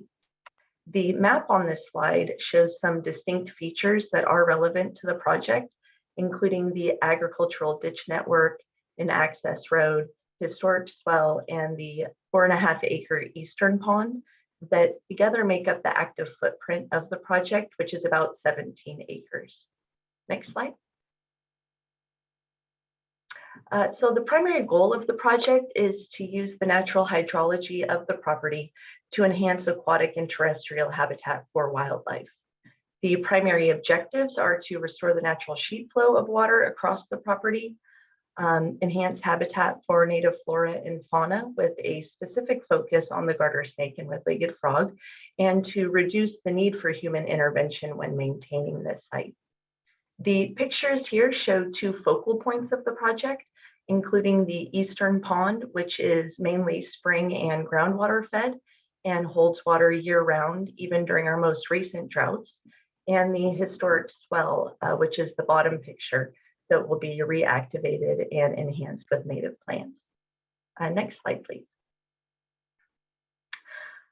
So this slide includes all the work the grant will be funding, which includes typical project management and site prep work, 2 phases of habitat restoration, and monitoring and reporting. The project was designed in consultation with the wildlife agencies and will be constructed over 2 years to minimize impacts to listed species. Both phases include heavy earthwork and grading in and around the eastern pond and ditch network that will promote natural sheet flow and water retention, while also creating more open water habitat and edge habitat, which are important for the target wildlife and their prey bases. Also, several ancillary features will be funded, such as log check dams and a pond overflow channel to support the sustainability of the site and enhance existing native habitat. And at the end of each phase, the active footprint will be overseeded and planted with native riparian and wetland plants to provide immediate cover and food for wildlife and to also help stabilize the site.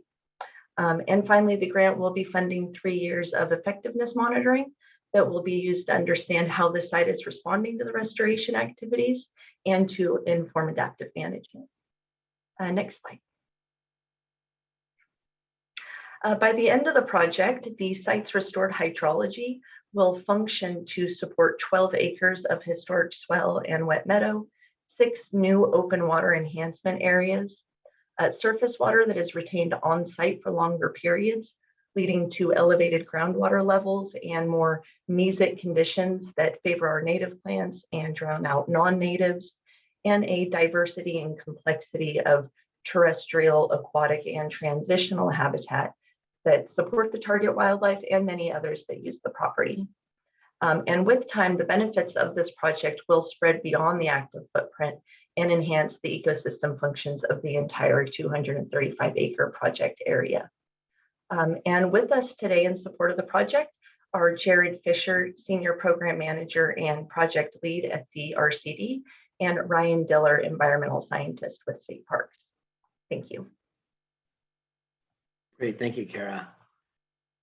All right, any board member questions? Catherine. Yeah, this is one of those projects that is particularly interesting in that there will be herbicide use, and there's quite a lot of detail in the herbicide use questionnaire, and I really appreciate that. The good news from my perspective is it won't be using WCB money for the herbicide use, so that doesn't pose a problem for me. But I would like to direct fellow board members to review the questionnaire, because I think one of the more telling things about it is that it notes that non-chemical removal methods would approximately costs $22,000 annually. I'm assuming that's every year you'd have to go out and do some non-chemical removal, whereas the chemical treatment would cost about $5,000 the first year, $2,500 the following 2 years, and that the normal exotic plant management budget for the parcel is about $1,000 to $3,000. $22,000 annually sounds like a lot of money, but I think in the end, given the unknowns, especially when you're talking about California red-legged frogs, which do go upland a little bit, it is, you don't know how much damage you're doing in the long run. So I would think that if this isn't, the herbicide part of this is not being funded by WCB, which is good, but I think this provides sort of a baseline to think about in the future. Adding $40,000 or $50,000 to a grant to ensure that you don't have chemical treatment wouldn't be a bad thing to do in the future. So future applicants might want to think about doing what they've done here, which is estimate what the cost is of non-chemical removal of exotic invasives. Great, thank you, Catherine. Any other board member comments? Damon? Yeah, thank you, Catherine. I'd love to just add on to that. I mean, what other ways can we get value out of that $22,000 annually? You know, and the Conservation Corps, I have a training program to have youth jobs in conservation, learning how to do this restoration work. You know, to train our conservationists of the future. I mean, I think there are ways we can pull together, you know, a win-win-win here. Anyway, more to come on that, but that's a great point, Catherine. I'd love to keep exploring. And we will too, as a staff. You know, we're getting more informed about this issue, and I think our grantees and our applicants are getting more informed and more educated. So I think we'll start seeing more application for funding to do an alternative action as opposed to using herbicides. So I think we'll probably start seeing that more into the future. All right, any other board member questions, comments? Is there, I'm just curious, actually, with just one quick comment. John, is there anything in the grant application process that does recommend or require any kind of consultation with the Conservation Corps for the project? Yes. I know that okay, so that's already kind of baked into the process. Yeah, and it is specifically required in using Proposition 68 funding. Whereas this one does, this particular funding does not require that. But, you know, and I don't think our application specifically requires that if it's not a Prop 68 funded project. At this time, we could definitely look at potentially doing that.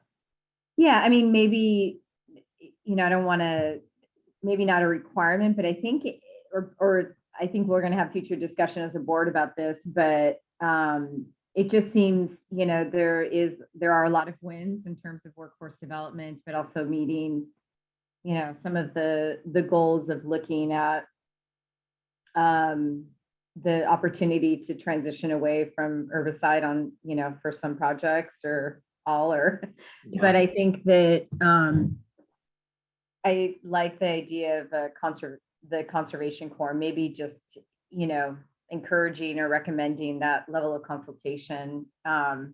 Obviously, Conservation Corps, you know, can't take on every project for lots of reasons, but it just seems like a good part of the checklist. So yeah. Okay. Do you want to see if there's any public comments before? Yeah. Yeah, I do. Public comment. I see one hand raised. Jared Fisher. Hello, Jared Fisher with the San Mateo Resource Conservation District. I want to thank you a lot for the opportunity to speak and for considering our project. As far as the California Conservation Corps is concerned, we've worked with WCB quite a bit on other projects and made the decision to actually work directly with the local Amavutsin tribal band.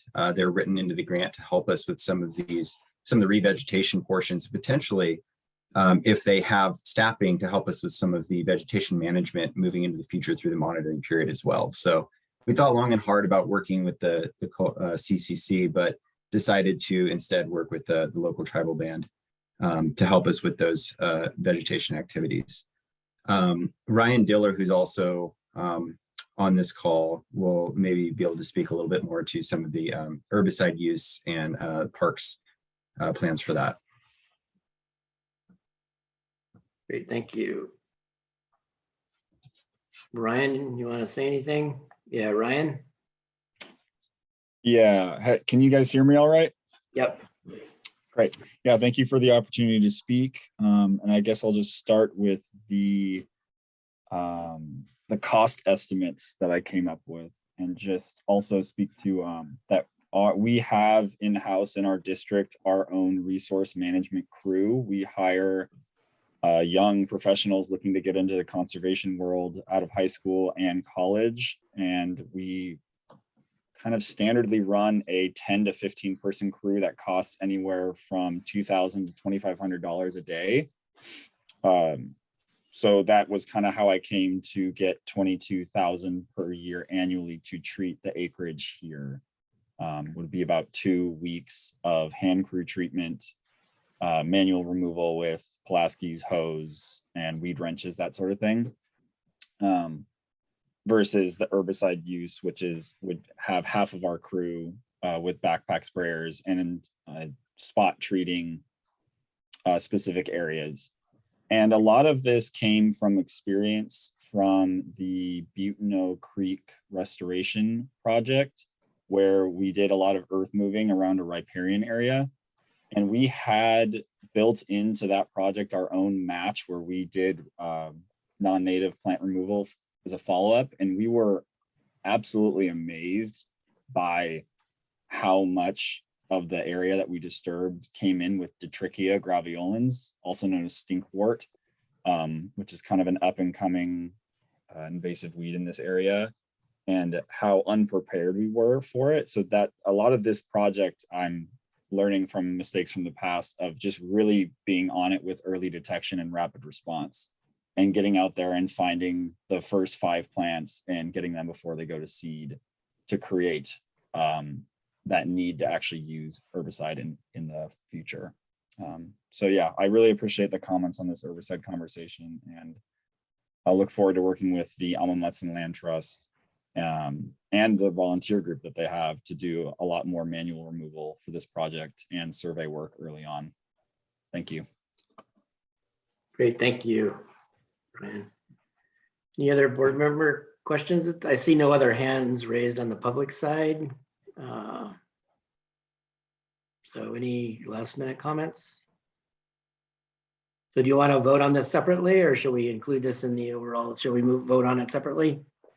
Well, we had pulled it out as this, Okay. that was the request from the board to vote on this item separately, so. All right. Okay, I I'll actually, entertain a motion.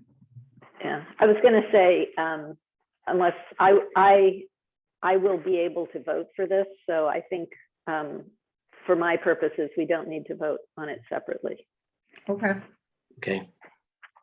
because we're Right. not putting WCD money into the herbicide, so. Got it. Okay, well then I think, since Catherine on. withdrew that request, let's go ahead and move on then to item number 22. Great, thank you, board Thanks. members. So this is item 22 on the agenda, is to consider a grant to Sempervirens Fund to acquire a conservation easement over the YMCA Camp Jones Gulch area in San Mateo County. Sadie Smith on our staff will present the project this morning. Thank you, John. Good morning. This proposal is to consider the allocation for a grant to the Sempervirens Fund to acquire a conservation easement over 915 acres in San Mateo County. The subject property is known as the YMCA Camp Jones Gulch. It's located in the Santa Cruz Mountains on both sides of Pescadero Creek Road, 2 miles south of the community of La Honda. The property is crossed by Jones Gulch and McCormick Creeks, both drain towards Pescadero Creek to the south.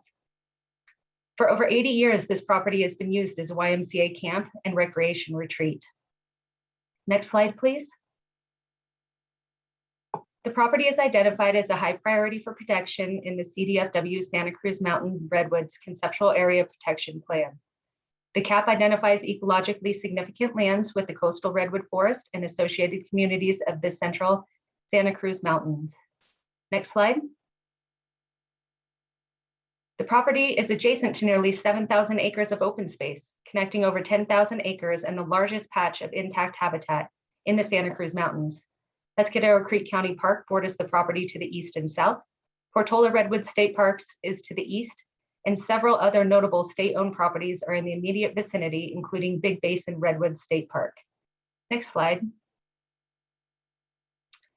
The easement will preserve natural, ecological, scenic, open space, and forest resources, as well as ensure long-term sustainability as a resource for youth development, environmental education, recreation, and community service.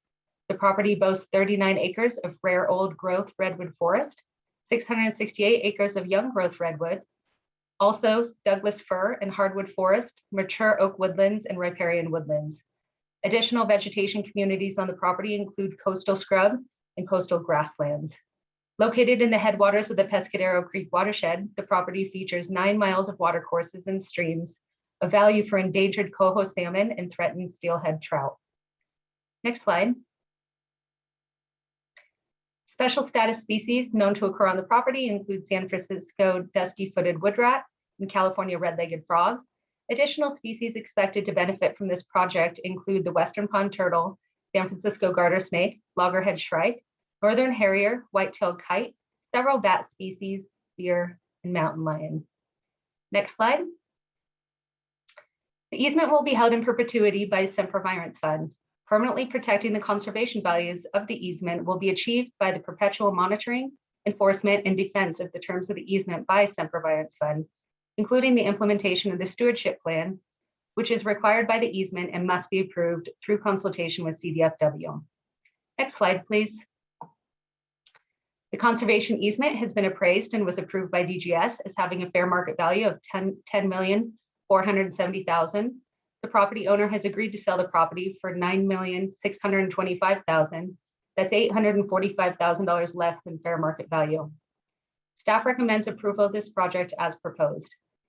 In the audience to address any questions are from the Sempervirens Fund, Laura McLendon, Conservation Director, Paige Rouser, Senior Project Manager, from CDFW, Brian Shelton, Regional Biologist, and from YMCA, Rachel Del Monte, District Vice President, and Chris McComick, Vice President of Real Estate. Back to you, John. Thank you. All right, is there any board member questions, comments?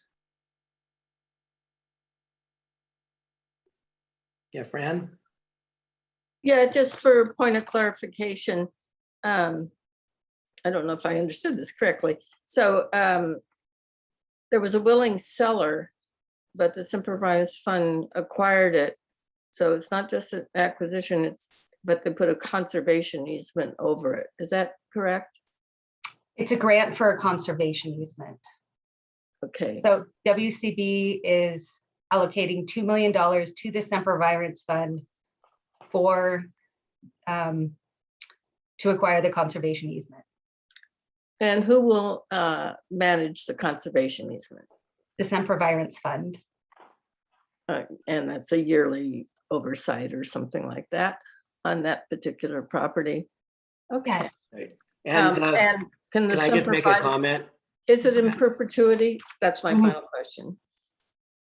Yeah, Yes, it is in perpetuity. And just to clarify too, Fran, on your original comment, it's not going to be owned by, the property isn't owned by Sempervirens Fund. Sempervirens Fund will own the easement area the easement, and manage and maintain and monitor the easement. Why the YMCA folks will still retain ownership, subject to the conservation easement held by Semper Virens Fund. Okay. And it is in perpetuity. Thank you. All right, any other board member questions? So these easements are always a little bit confusing to me. So it means that the YMCA will still own the property, Semper Virens will oversee the easement, and there will be things attached so that there will be enhanced management or enhanced improvements? Yeah, Laura or Paige from the Semper Virens Fund, would you like to address the question?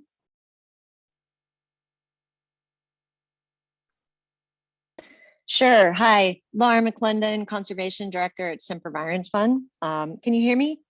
Yes, thank you. Okay, great. To answer your question, Catherine, for the most part, the easement is focused on no subdivision across the entire property. It locks in the existing footprint of the camp, which is about 10% of the total acreage of the property. So no development can occur outside that.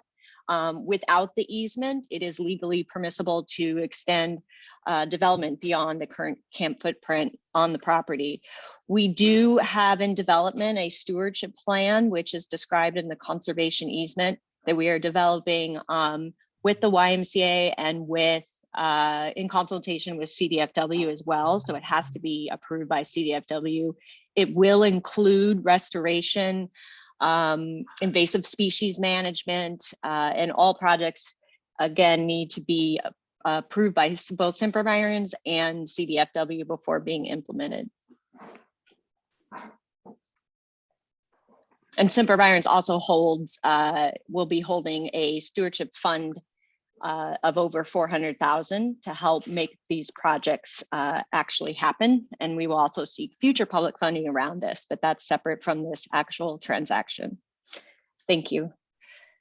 Thank you. That really helps. Good. Any other board member questions? Just, I actually have a question just on is there any public access that's part of this conservation easement, or will the access just be limited to the YMCA and kind of their sponsored activities? Lauren, do you want to take that question? Yeah. So there isn't public access in the sense that the public is not invited to the property in an uncontrolled manner. The property, though, itself serves over 23,000 people per year, including all the public school kids in San Mateo County schools, 5th and 6th graders. And then there's a summer camp that Y runs annually, which they're finally starting up after a couple of years of hiatus from COVID. So there are many opportunities for people to come to the property and scholarships for that, but it does not have dedicated open public access trails. And does Semper Virens run those public access programs, or is it run by the YMCA when you talk about the 5th and 6th graders? Yeah, that's run by the Y. This is a very well Y programs. Okay. Exactly. Yeah. And they've been running these programs for decades, and multiple generations of people living in the Bay Area have been to this camp and have benefited from experiences at this camp. And it is related to, every 5th, 6th grader who gets outdoor environmental education per California education standards. That's this camp serves that purpose. Okay, thank you. All right, any public comments? Seeing none, we'll move on to item 23. Thank you, Sadie. And thank you, Laura. So item 23 is the Pacheco Pass Wildlife Overcrossing Planning Project in Santa Clara County. Don Crocker on our staff will present the project. Thank you, John. The next project is from the first group of 2021 Wildlife Corridor and Fish Passage solicitation projects to be brought to the board. So before we discuss the Pacheco Pass Planning Project, I would like to give you an update on the response we received to last year's solicitation. 2021 was the third Wildlife Corridor and Fish Passage solicitation we've done. These solicitations began when Prop 68 allocated $30 million to WCB for projects to construct, repair, modify, or remove transportation or water resources infrastructure to improve passage for wildlife or fish. The money available for this solicitation was also substantially augmented by the Budget Act of 2021. Like previous years, the 2021 solicitation sought 4 types of projects: wildlife corridor planning and implementation, and fish passage planning and implementation. The PSN was released on September 7th, and the first step for applicants was to submit a pre-application concept paper by October 5th. WCB staff reviewed these pre-apps and selected a subset to submit a full application by November 19th, with the final selection happening on December 17th. Next slide, please. We received 44 pre-apps totaling close to $73.5 million in 2021.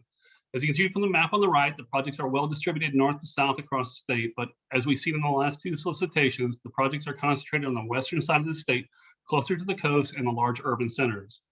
The last 2 solicitations also saw a roughly equal number of projects submitted for each category. This year, the number of pre-applications was significantly higher for fish passage projects, but wildlife corridor projects were more expensive on a per project basis. Next slide, please. From those 44 pre-apps, we requested 17 full applications for totaling over $35 million in requests.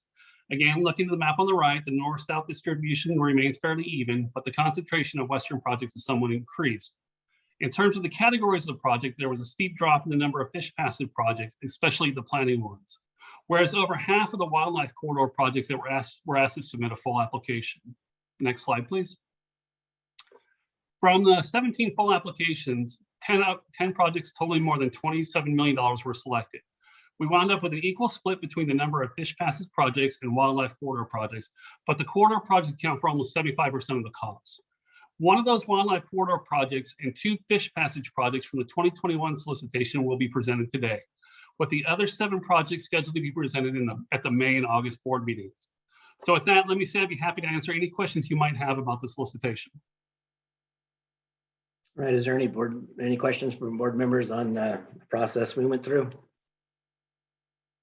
Great. Go ahead, Don. All right, next slide, please. Thank you, John. Now to the Pacheco Pass Wildlife Overcrossing Planning Project.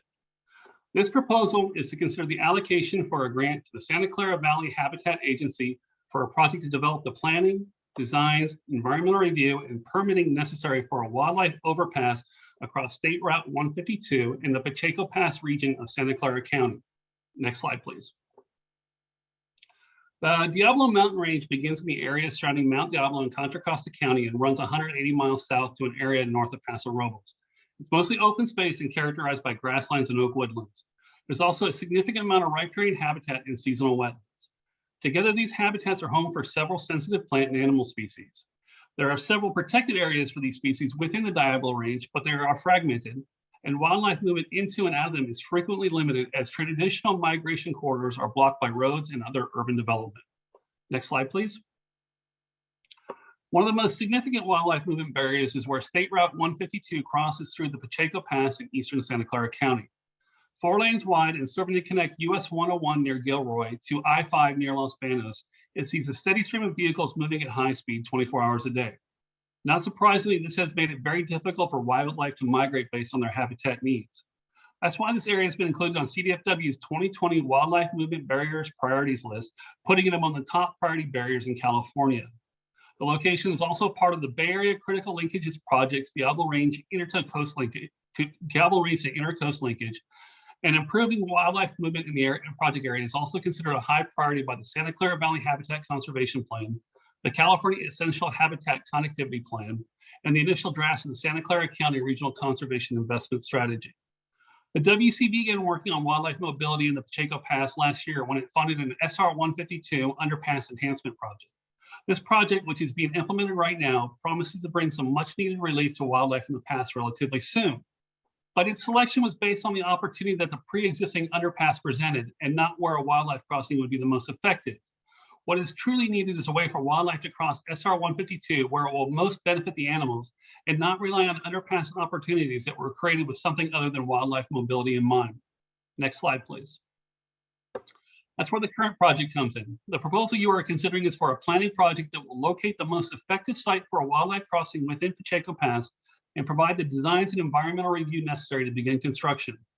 The first step will be develop a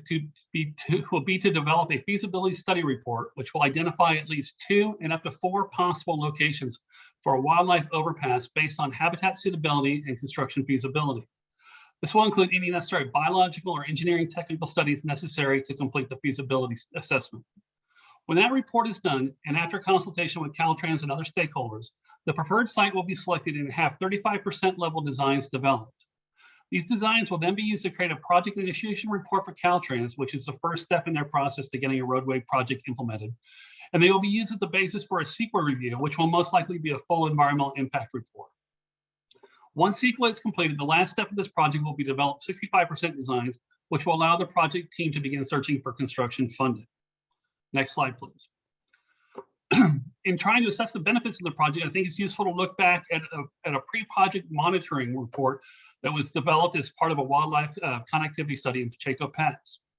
There were 3,125 attempted and successful animal crossings in the project area over the course of 12 months. The species documented included mountain lion, deer, badger, coyote, bobcat, gray fox, raccoon, striped skunk, and possum. You can see many of these species in these trail camera photos that were taken in the project area. And while there were many successful crossings of SR 152, roadkill surveys in the project area have documented several individuals from the same group of species who were not successful. Making a wildlife overpass available to these animals would go a long way towards preserving vulnerable populations of sensitive species, reducing animal suffering, and improving vehicle safety within Pacheco Pass. Therefore, staff recommends that the Wildlife Conservation Board approve this project as proposed. In the audience is Julie King from the Santa Clara Valley Habitat Agency. Thank you. Thank you, Don. All right, is there any board member questions on the project? Fran?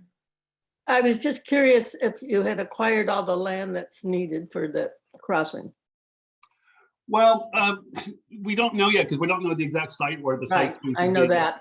Yeah. So, but I will say the grantee Santa Clara Valley Habitat Agency does own an awful lot of land in the area. Maybe Julie King could speak better to that, but where the crossing structure itself would go, I know is still up in the air, and I just was curious because that's living in Liberty Canyon down here. That was probably key to why it ended up where it was because of being able, the conservancy down here owned the land. Right. There are definitely more targets in Pacheco Pass and Liberty Canyon because the urban development is much more. There was much more development in the Liberty Canyon area, and there were a lot of residential areas that we just could not put it through. Whereas the Pacheco Pass area is still relatively undeveloped, especially compared to Liberty Canyon. So. I don't know, Julie, if you're there, I don't know if to what extent the land ownership will factor in your site selection process, but maybe you could speak to that for a second. Thanks, Don. Currently, we own one side of the road in one particular section of Pacheco Pass. We've been very successful in working with the large ranch owners that are our neighbors and working with them to develop conservation easements on their property. And that's something that we're certainly going to be moving forward with to secure some of those lands.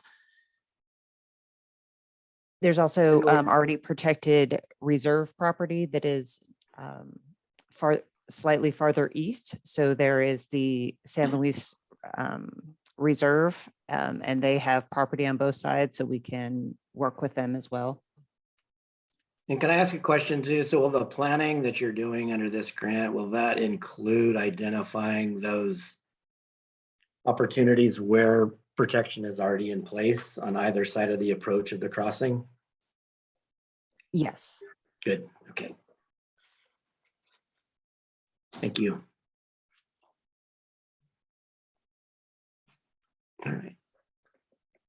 Alina? So I'd like to suggest that the planning also include potential funding, identifying funding sources to support the projects if you're finding the feasibility, that you have the land and all of the kind of necessary, items to create the overpass. Recently doing the one here in Los Angeles County, it is I think they come obviously with very high price tags. So are you going to be looking at other potential, looking at funding sources that Caltrans or other agencies might be able to contribute to help support the overpass as part of your feasibility planning analysis? Yes, and we have some preliminary discussions with High Speed Rail, the Moore Foundation, and several other agencies that are willing to partner and assist, as well as Caltrans. That would be great. I mean, I think it would be great to have that as part of your planning effort to identify, those potential funding sources and that could contribute. Thank you. Right. Damon, I think your hand was raised too. I'm good. Alina covered it. Thank you. Okay. Any other board member comments? Questions? All right. Any public comment? Tara Donovan? Hi, John. Thank you, John, and thank you to the board. I'll be working with the Habitat Agency to support this project, and I just wanted to give a little more background on our stakeholder outreach process. So we'll be engaging with a variety of public agency landowners and other partners during the development of the project, as well as working with our real estate staff at the Habitat Agency to do landowner outreach to do those acquisitions. And so that is part of the grant tasks, and we did think about it during the planning of the grant. Great, thank you for that clarification. Catherine, I see your hands up. Yeah, I really appreciate that bit of information, because one of the things I thought was notable about this application is how many local interests, not just the usual faces, but how many local interests you got support letters from. And I especially noticed the Sierra Club, since it was put together by a volunteer, and it takes a lot of time and effort to get those kinds of letters out. I know that from experience. So thanks for rounding people up and making sure that you're including as many as possible. Thank you. Thank you for that feedback. All right, any other public comment? All right, seeing none, we'll move on to item number 24. So this is to consider the Rocks Ranch acquisition, to consider a grant to the Land Trust of Santa Cruz County in Monterey and San Benito counties. So Brian Gibson on our staff will present the project to you. And then also, just to let board members know and the public, we are going to show a short video for this project. So it's about 2 minutes long. And so Celeste, our IT, will be working on that when Brian calls it up. So just be prepared for that. Thank you, John. Thank you. Rocks Ranch is located in the northern tip of the Gavilan Range Mountains, just east of the community of Prunedale. Go ahead and start the video, Celeste.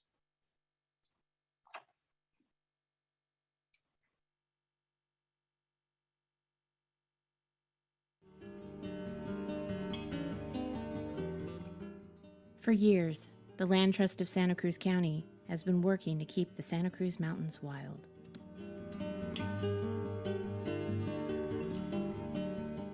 The Land Trust has protected 470 acres of wildlands around Laurel Curve so that Caltrans can build a wildlife crossing under Highway 17. Construction on the undercrossing is scheduled to begin in 2022. The Land Trust is now working on a project to connect the Santa Cruz Mountains to the rest of the state.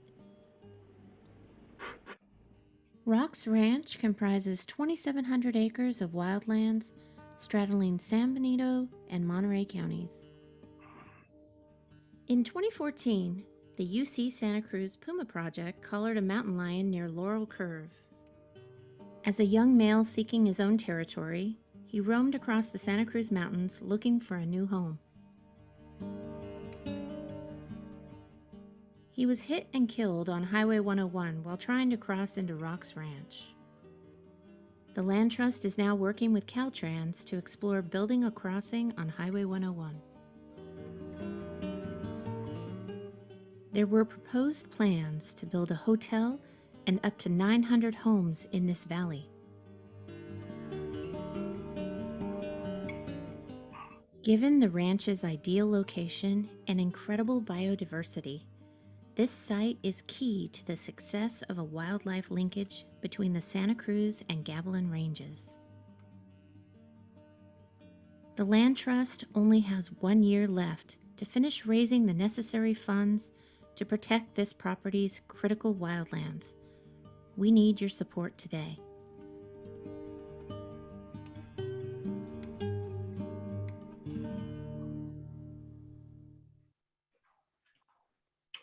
Cool. Next slide, Celeste. Thank you. The property is approximately 2,613 acres and has been used as an active cattle ranch for over a century. The property supports extensive intact grassland, coastal scrub, live oak savannas, and woodlands. Next slide. The 4.5-mile long stretch of Rocks Ranch is a key wildlife corridor that facilitates animal movement throughout the region. Protection of the property is critical to safeguarding connectivity between the Santa Cruz Mountains and the Gavilan Range. The property abuts approximately 2.5-mile long stretch of US Highway 101. The Land Trust of Santa Cruz County plans to transform existing channels under Highway 101 into functional wildlife corridor, reducing in the process the risk to both people and wildlife. Next slide. Habitats present on the property include coast oak, live oak woodland, freshwater wetlands, annual grasslands, extensive riparian woodland, and chaparral.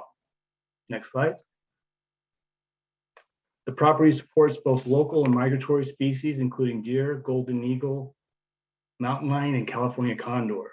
Species of special concern potentially occurring on the property include burrowing owl, California tiger salamander, and California red-legged frog. Next slide.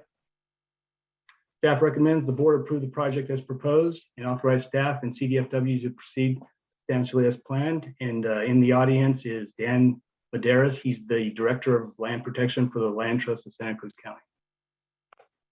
Thank you, Brian. Thank you. All right, is there any board member questions or comments?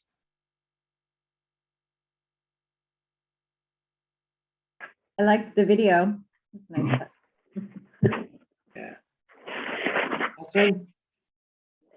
Yeah,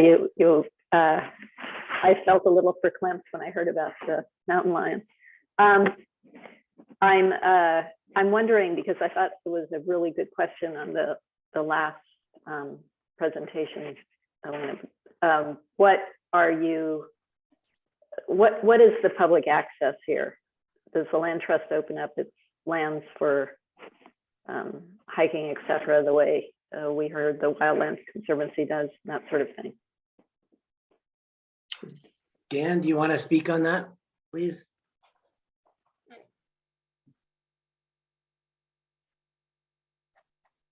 I know he's there. Hello. Can you hear me, everyone? Yeah. Yep. Hello, yeah, so the Land Trust Santa Cruz County has numerous public access properties, and we really take them on by a case-by-case basis where it's appropriate. For example, in the community of Scotts Valley, we manage residential access to the public for hiking and biking, along with endangered species management. At this property, we're engaging in a year-long assessment of the site to figure out what the best management practices are and to figure out what level of access is appropriate for, given the purpose of the property as a wildlife connection. We are also working on several other public access properties in the area and are engaging with the local Amamutsun tribe to figure out how they would like to be involved in management of the property. So the short answer is we don't quite know what access is, but we have had a lot of hikes and events for the public out there in the last year, and we're exploring what is appropriate given the value to wildlife on the property. Great, thank you, Dan. Does that help, Catherine? Yeah, thank you. All right, any other board member questions? All right, any members from the public wishing to speak? I see none. Remember, if you're on the phone, so you can press *9 to raise your hand and we can see you. All right, seeing none. All right, thank you, Brian. Thank you. Okay, moving on to item number 25, the Las Colitas Ranch project. This is to consider a grant to the Nature Conservancy for a project down in San Luis Obispo County, and Kurt Weber on our staff will present the project. Kurt? Thanks, John. Las Colitas Ranch is approximately 13,527 acres located near Santa Margarita in eastern San Luis Obispo County. The ranch is 1 mile south of Highway 58.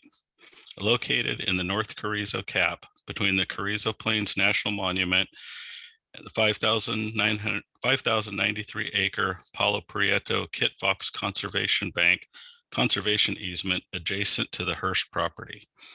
The ranch is in an area that forms the linkage between two habitat areas for San Joaquin Valley species, the Carrizo Plain and the western edge of the San Joaquin Valley.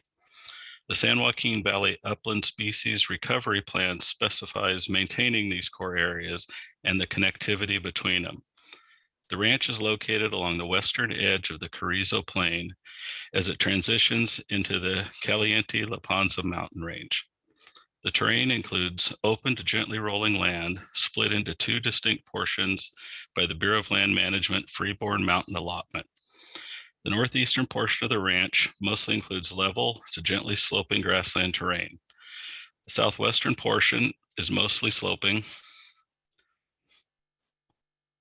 to steep terrain. A slide. With heavy mixed vegetation, open grassland, and scattered oak trees, this area includes the scenic San Juan Creek Valley that meanders through the ranch. Next slide. Las Colitas Ranch is ecologically intact and encompasses parts of three areas identified as high priorities for conservation: the Carrizo Plain, La Panza Mountains, and San Juan Creek. Next slide. This includes seasonal waterfall and more than 24 miles of streams. This critical habitat is home for many sensitive species, including the California condor, pronghorn antelope, the San Joaquin kit fox, and Tule elk. The surrounding habitat forms connections to the Carrizo Plain Ecological Reserve, Bitter Creek Wildlife Refuge, and the Wind Wolves Preserve. Next slide. TNC plans to own and manage the property, monitoring the conservation values while working with the Bureau of Land Management and USFS associated grazing allotments and leases. Coordination of such activities will be carried out in conjunction with the California Department of Fish and Wildlife and others, such as the Carrizo Plain Conservancy. Staff recommends approval of the project. And with us today is Chris Vasiljevic of the Nature Conservancy. Great, thank you, Kurt. So, Catherine? Yeah, Chris, can you explain a little more about what the grazing plans are? I'm pretty familiar with the Carrizo Plain. I spent a lot of time there 25 years ago. And one of the things I noticed at that point was that whole area, there was a lot of overgrazing on public leases, and it was pretty apparent. So I don't know, I hope things have changed. Maybe you can speak to what the TNC's plans are. So Chris, do you want to comment on that? Just raise your hand. I see you there.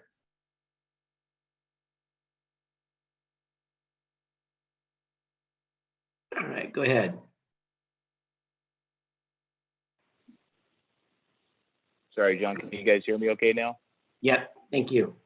Okay, sorry about that. Thank you for the question. Yeah, so this is a property that has been grazed by the owners for a long time.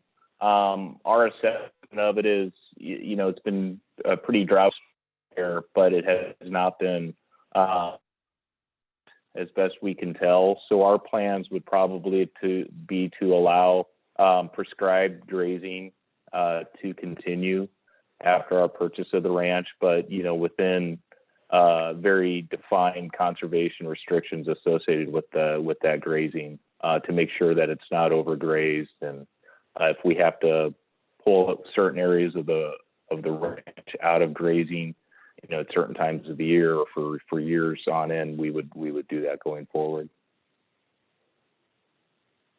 And can you comment too, just a little on the allotments that are in the area and adjacent to this property? I think that was kind of going towards Catherine's question as well. Yeah, so there are BLM lands in between the two portions of the ranch. There is a BLM grazing allotment associated with the Las Paletas Ranch. That would likely continue after our acquisition of the ranch. We're still working out the details of the Forest Service allotment.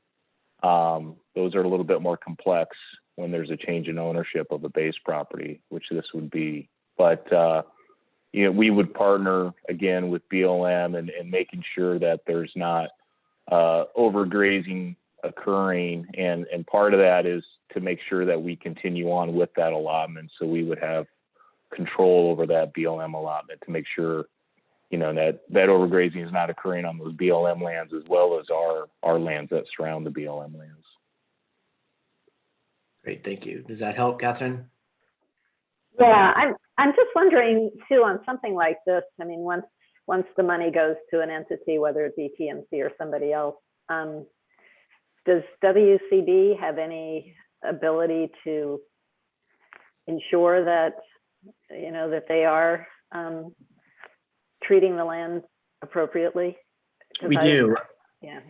Yeah, actually, and there's a couple things that happens. TNC will be required to report annually to WCB, and then we retain the right, and we try to get it included in a monitoring program that we have. And what that means is we try to go out and look at sites every 3 years. We maintain that right in the grant agreement itself to go out and visit the site, look at it, compare what's within the monitoring reports that we receive annually. And then, so yes, we do have a role in that, and well, that role will continue. Thank you. All right, any other board member questions? Lena? Hi, can I ask staff to just explain how this project qualifies as severely disadvantaged community? Sure, there's an overall map that we reference, and depending on the location of the property, the baseline of that map gives us where the severely disadvantaged communities are located. And if it falls within that, then it becomes severely disadvantaged. Can you, can you send me a copy of that map? I mean, I'd like to, I think for severely disadvantaged communities, I'd like to understand how we are looking at the map, and also just what the service area is, how we're identifying this project as, you know, a severely disadvantaged community. So I'd like to, you know, not to hold up the vote, but I just want to understand how we are analyzing that. Yeah, we'll send you that. Yeah, for this project, I want to better understand that. Okay, thank you.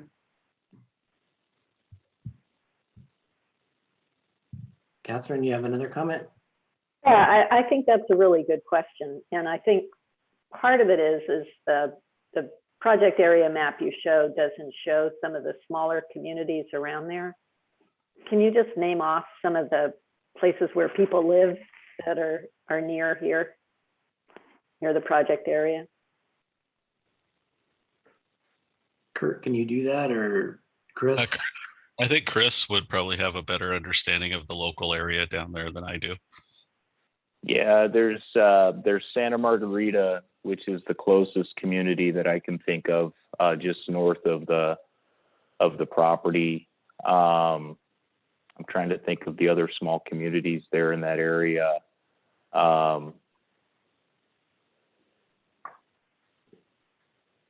You know, I'd have to research that some more on the other ones, but the Santa Margarita community is the one that comes to mind. That's the closest.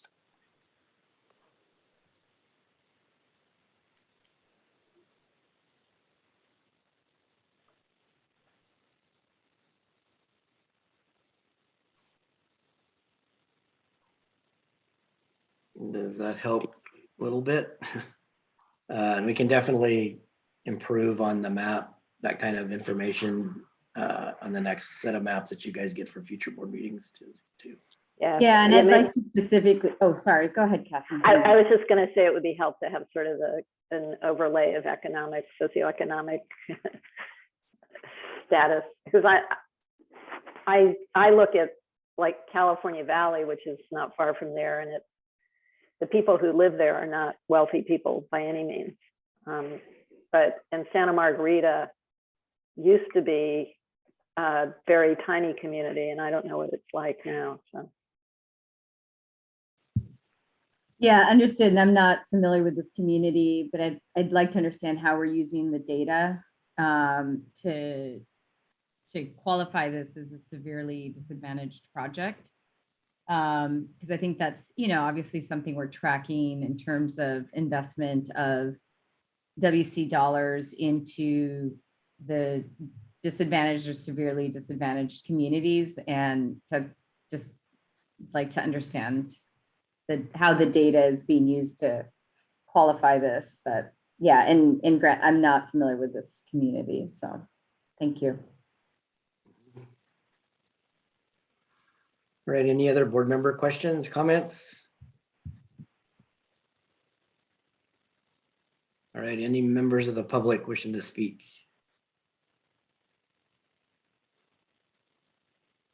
All right, I see no hands up, so we'll move on to item number 26. Thank you, Kurt. Item 26 is to consider a grant to the Ventura County Resource Conservation District for a habitat assessment and restoration for monarch butterflies project in Santa Barbara and Ventura counties. Kurt Malchow on our staff present this project to you, Kurt. Thank you, John. Good afternoon, board members. This proposal is to consider the allocation for a grant to the Ventura County Resource Conservation District for a cooperative project with the U.S. Fish and Wildlife Service to restore critical monarch butterfly habitat in Santa Barbara and Ventura counties. Next slide, please. The population dynamics of monarch butterflies has enjoyed fairly good media coverage lately, but please allow me to give a brief background to set the context. Monarch butterfly numbers have shown steep declines since populations were estimated to be in the millions back in the 1980s. By 2020, the state population had dropped to fewer than 2,000, a 99.9% decline bordering on extinction. Last year, the count did increase to around 247,000 butterflies, which is a 100-fold increase since that 2020 low. And while this is encouraging, it's not considered a recovery or even evidence of an upward trend.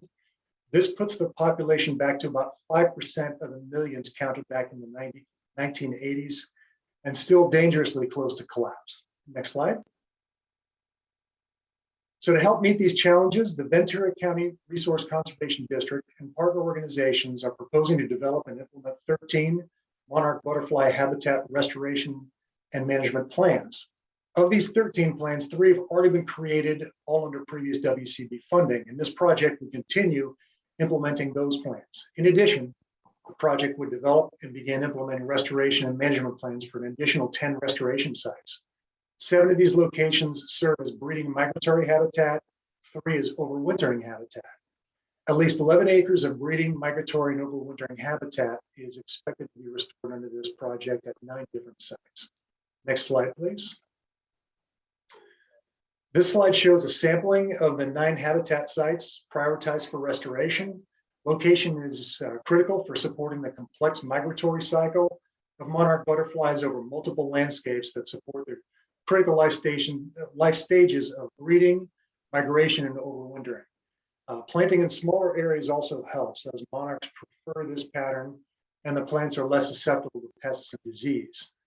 The primary objective at these sites is to establish desirable plants for monarchs and other pollinators with a focus on native milkweed. It's simple in theory, but pests, disease, and competition from faster growing weeds can make it tough to establish this plant. Once established, however, milkweed grows well. As such, careful consideration of how each site is prepared, planted, and monitored will be followed under the habitat management plans mentioned earlier. Next slide, please. This slide shows additional breeding and migratory habitat sites, some of which, as seen here, take place immediately adjacent to or within developed areas. Monarchs use these areas as well, as habitat connectivity is a strong consideration for selecting restoration sites, whether out in the wild or in a housing development or a parking lot. Next slide. Scientists are still working out the reasons for the fluctuations in the monarch butterfly population, but there's general agreement that the root cause is habitat loss, both in California and elsewhere. This project seeks to help address this root cause, both through the Resource Conservation District's continued public and private collaboration on this issue, and through on-the-ground projects like this one. Staff recommends that the Wildlife Conservation Board approve this project as proposed. Mr. Andrew Spurka from the Ventura County Resource Conservation District has joined the meeting today to address any questions. Thank you. Great, thank you, Kurt. Any board member questions?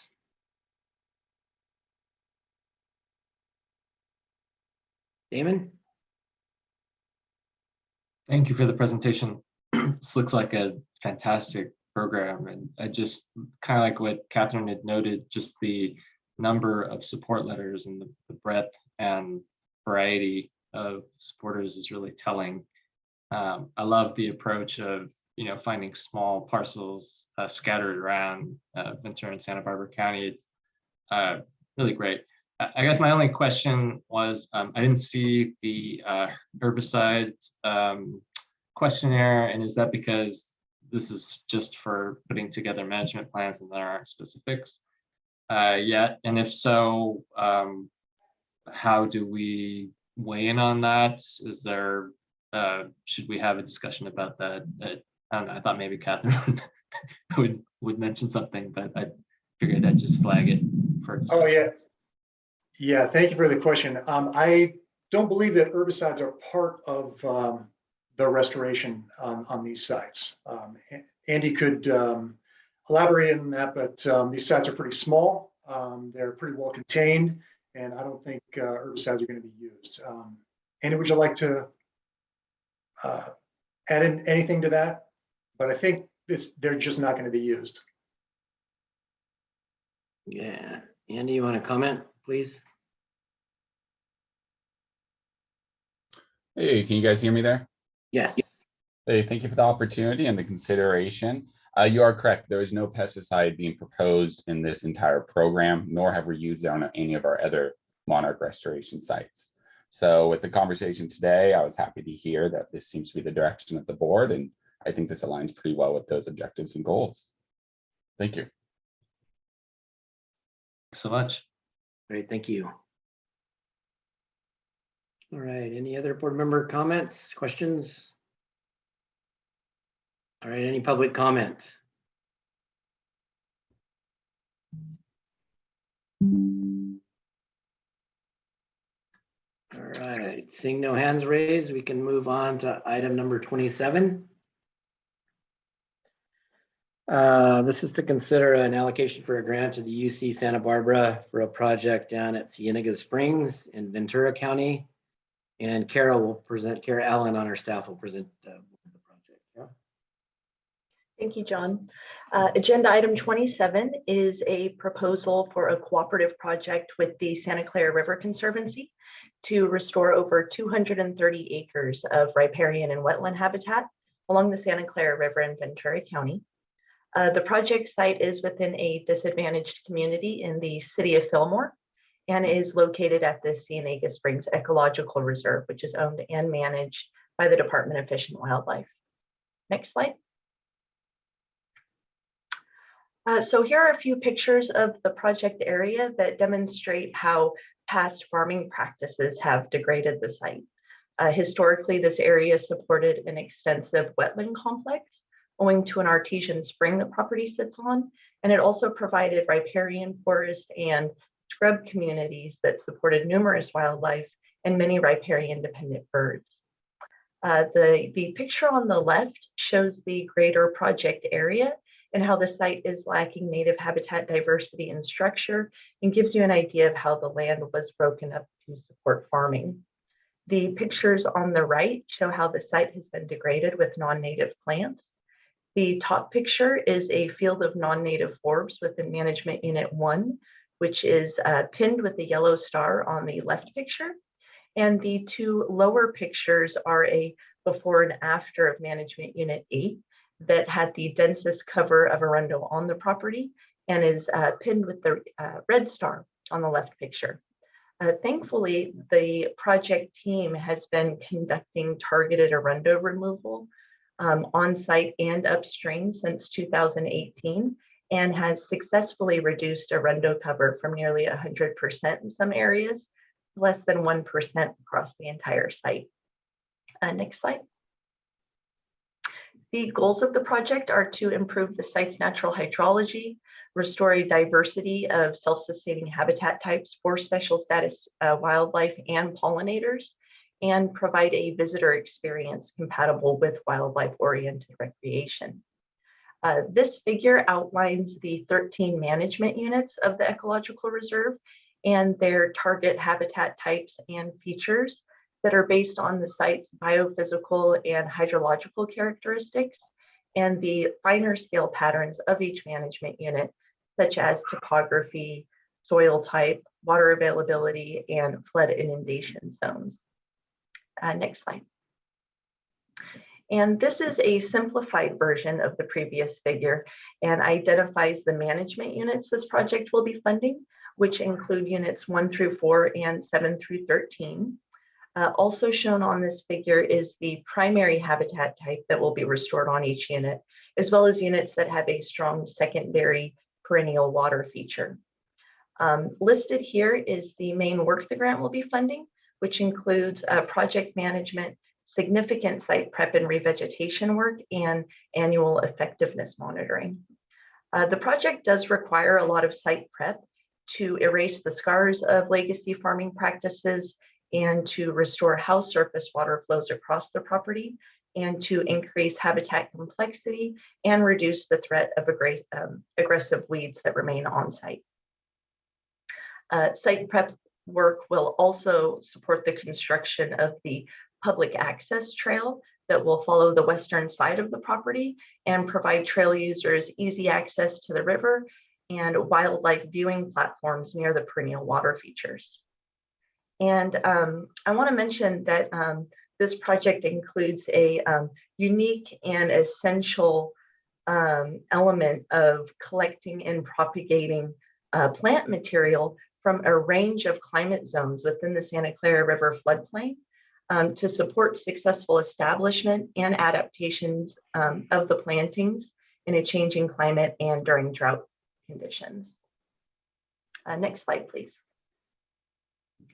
So the outcomes of the project will improve the site's hydrology by increasing surface water retention, elevating groundwater levels, and allowing surface water to move more freely across the landscape that will then support several new perennial water features and the vegetation outcomes of restoring over 200 acres of native habitat types that were designed with special status species in mind, including the monarch butterfly, southwestern willow flycatcher, and the southwestern pond turtle.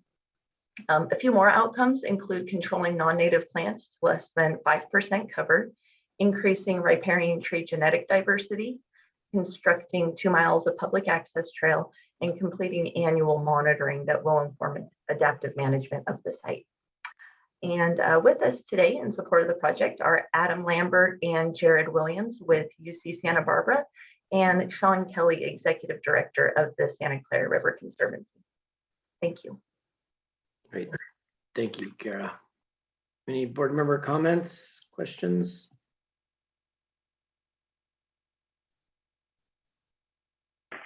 And I believe this is one that Catherine wanted to vote on separately, so Yeah. keep that in mind. So Fran? I know what Catherine's going to say, so she can cover that because it'll be on the herbicides, I bet.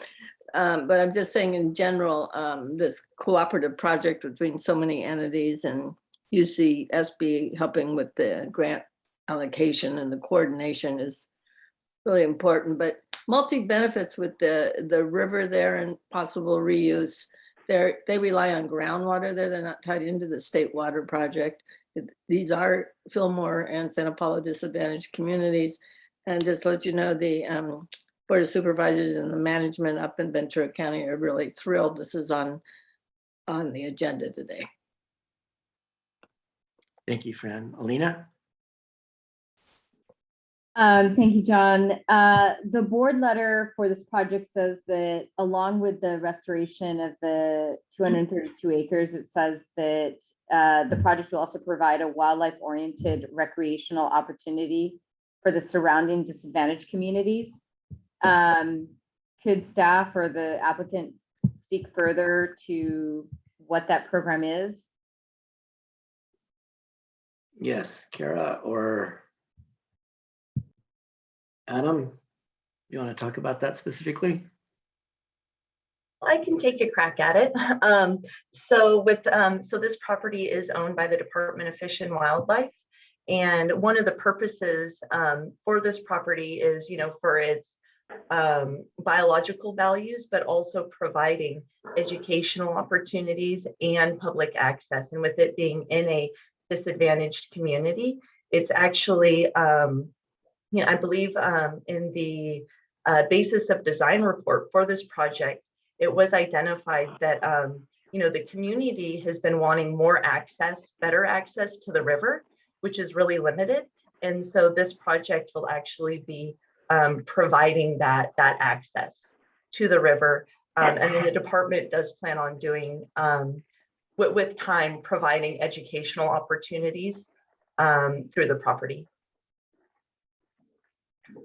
Okay, yeah, I mean, I think, and I did see that there is a public access trail, which is great, but since the board letter said that there will be kind of a targeted, or at least that's the impression I got, like a targeted educational program specifically to disadvantaged communities. I mean, it would be, I think to the WCB staff, it would be great to ensure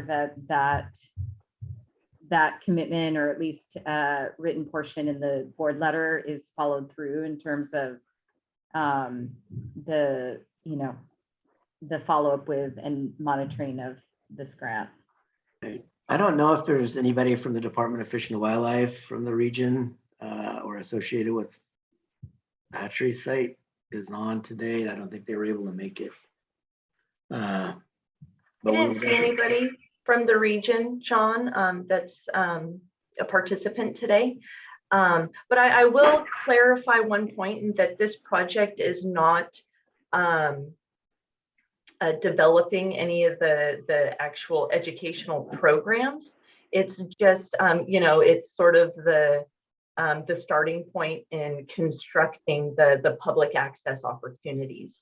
So constructing that, the public access trail on the western side of the property, as well as those wildlife viewing platforms, will then really enable the department to then move forward with providing and bringing the educational programs to the property. Okay, so the project is for the trail project only, the 2 miles. Correct. In terms of the public access. Okay. Yeah. Yeah, I mean, I think that because part of what's been kind of identified in terms of, that there will be, or at least it will serve a disadvantaged community. I think it's just important to ensure that there are, some programs that will actually support, the community that is maybe underrepresented, and being able to visit or see these sites, that there's some kind of opportunity to ensure that there's that at least information or opportunity for greater access, since that's one of the goals. So, but understood that this is more of just the improvement side of it. Can I also, John, I really want to, sorry, I know I'm digging into. Oh, that's fine. But can you also, after, or not right after the meeting, but also send me just, I really would like to kind of understand more of the community context. So, because this says it also is, within a severely disadvantaged community. So I'd like to understand the data points behind that. Thank you. All right, sure.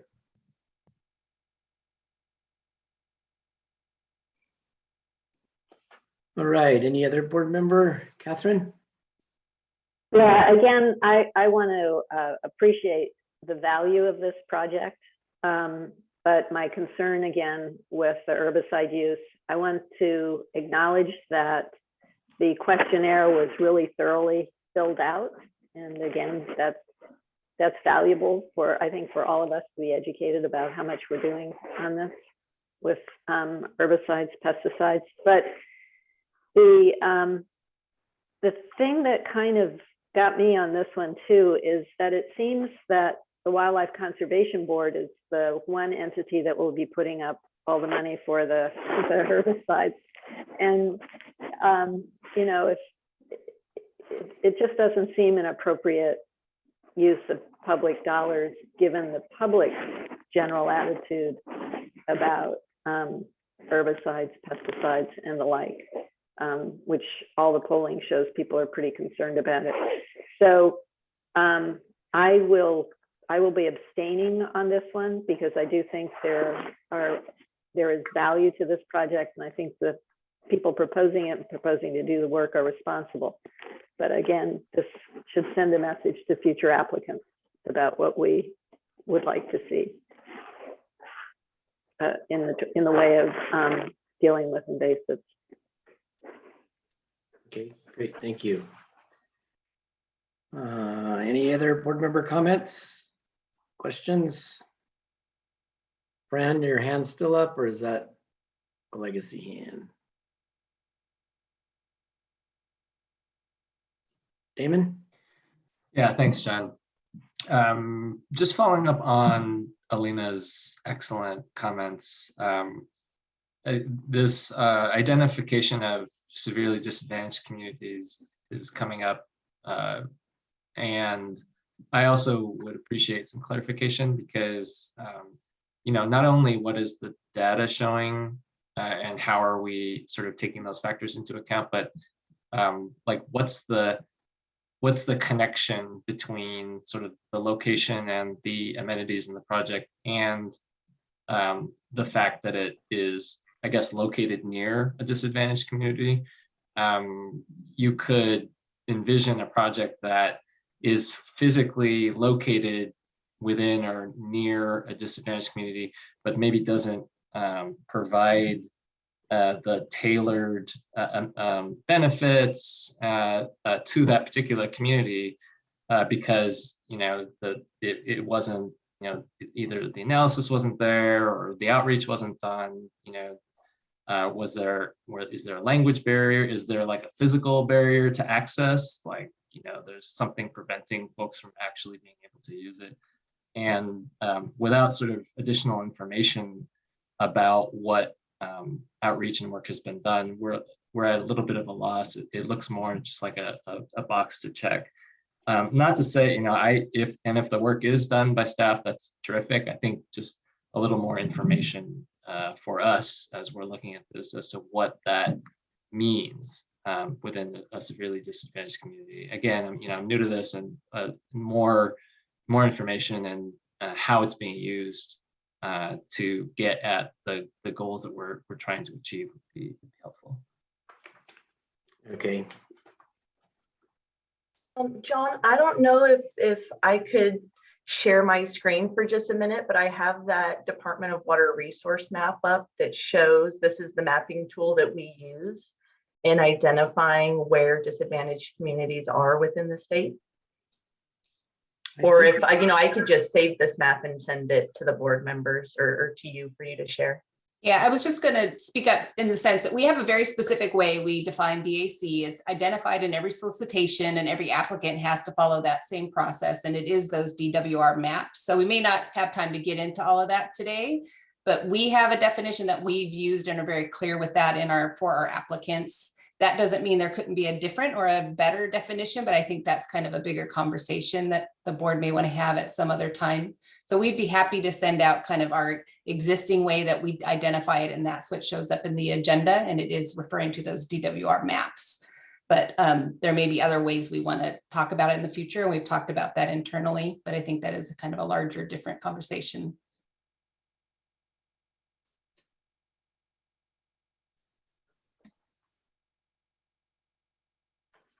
And then just to let board know too, the definitions that we use for a disadvantaged community and severely disadvantaged community. So a disadvantaged community is a community with a median household income of less than 80% of the statewide average.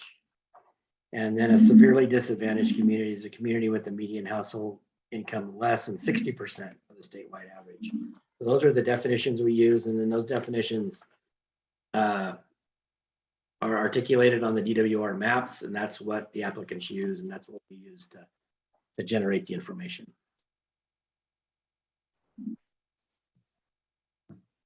Alina?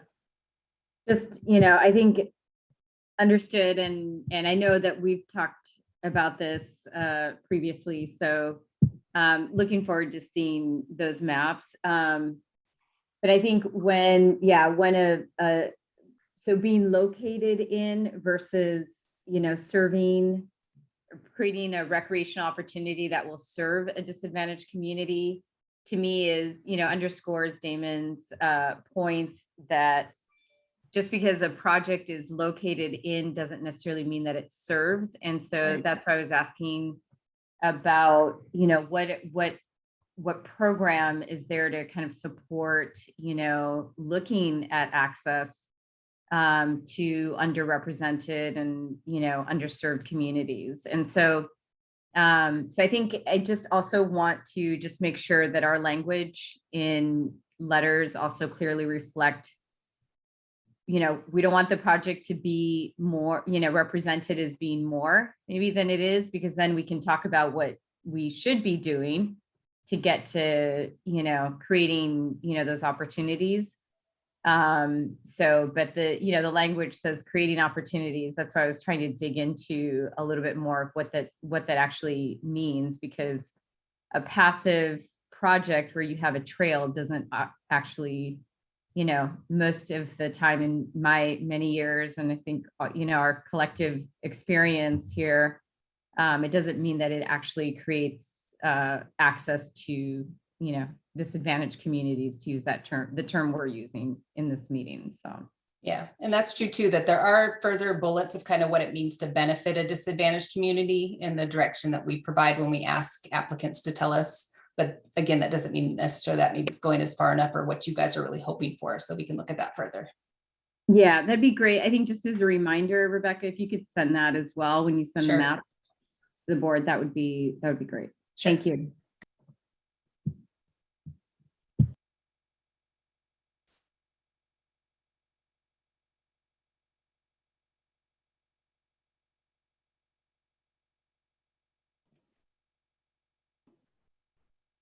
You're on mute, John. All right, saying no, thank you, board members. We do have a couple hands raised for public comment. Jamie Whiteford.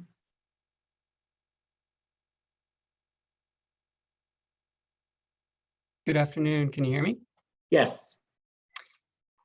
I wanted to speak up. My name is Jamie Whiteford. I'm district scientist with the Ventura County Resource Conservation District.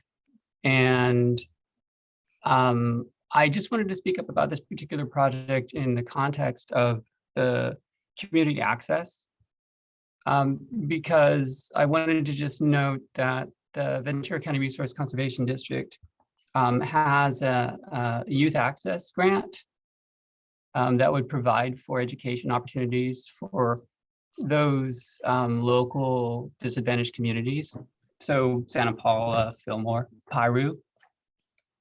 And so while we're not part of this project directly, my sense is, and I'm not the project lead on that, but my sense is that that would provide for opportunities for the community, especially the youth, to learn more about the native plants, learn more about the restoration projects that are happening on site, as well as all the other additional multi-benefits and watershed benefits that come with it.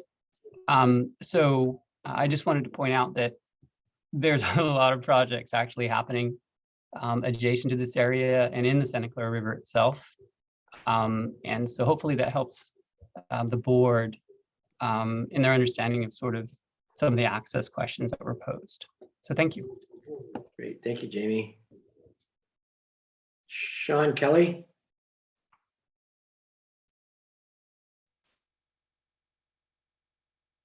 If you're on mute with your, there you go. Hi, good morning. Can you hear me now? Yes. Great, thank you. I'm Sean Kelly, the Executive Director of the Santa Clara River Conservancy and a partner with UCSB on this project.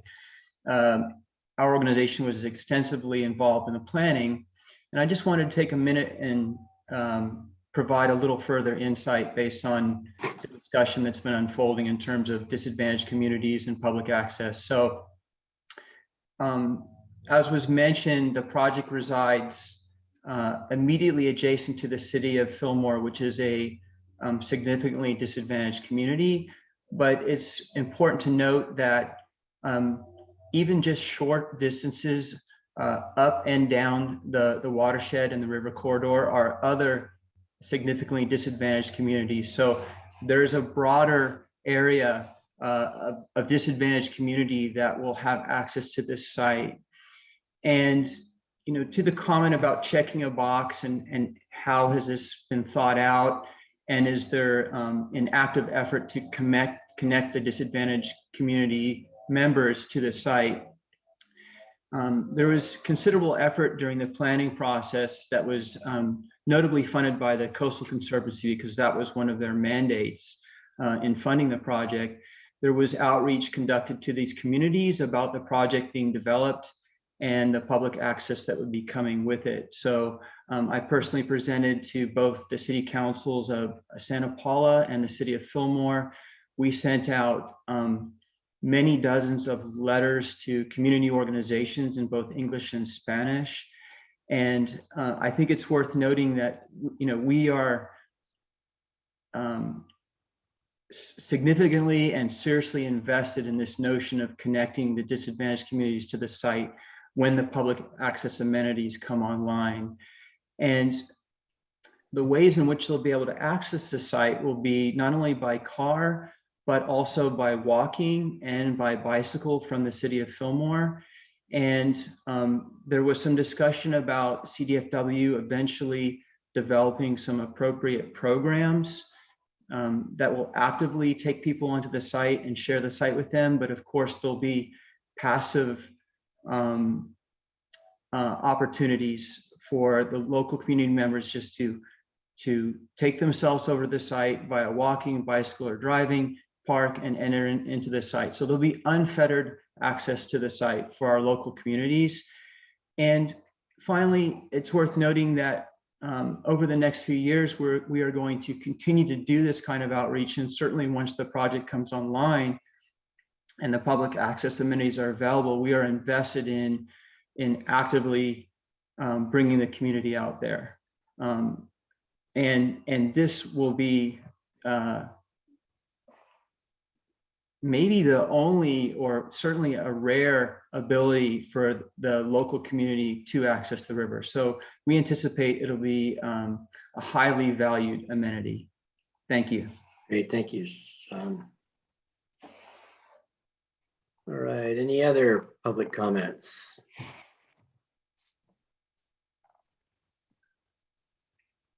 All right, seeing none. So does the board want to take this up and vote on it now? We can. So what I need for that though is a motion at this time. Can I just make one more comment, John? Sure. That was really helpful, Sean. Thank you for that additional information.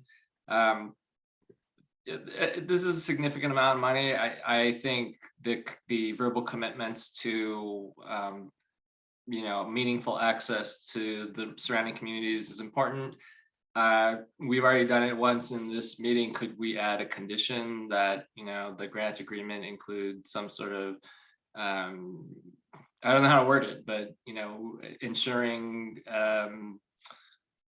continued discussions with stakeholders to ensure meaningful access to that disadvantaged communities can have to the resources that are being provided here. Because I agree with Alina, it's a good point. The providing the trails and the infrastructure, all this is wonderful. And can we just sort of add to that, like, we're putting this funding forth with the intention that access of the kind that we've been discussing will be provided at some point.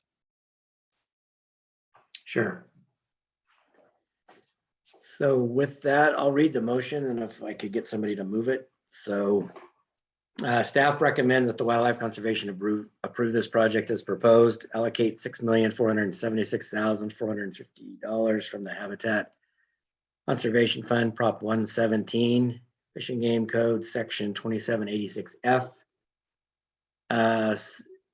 Conditioned upon ensuring, I can't read my writing.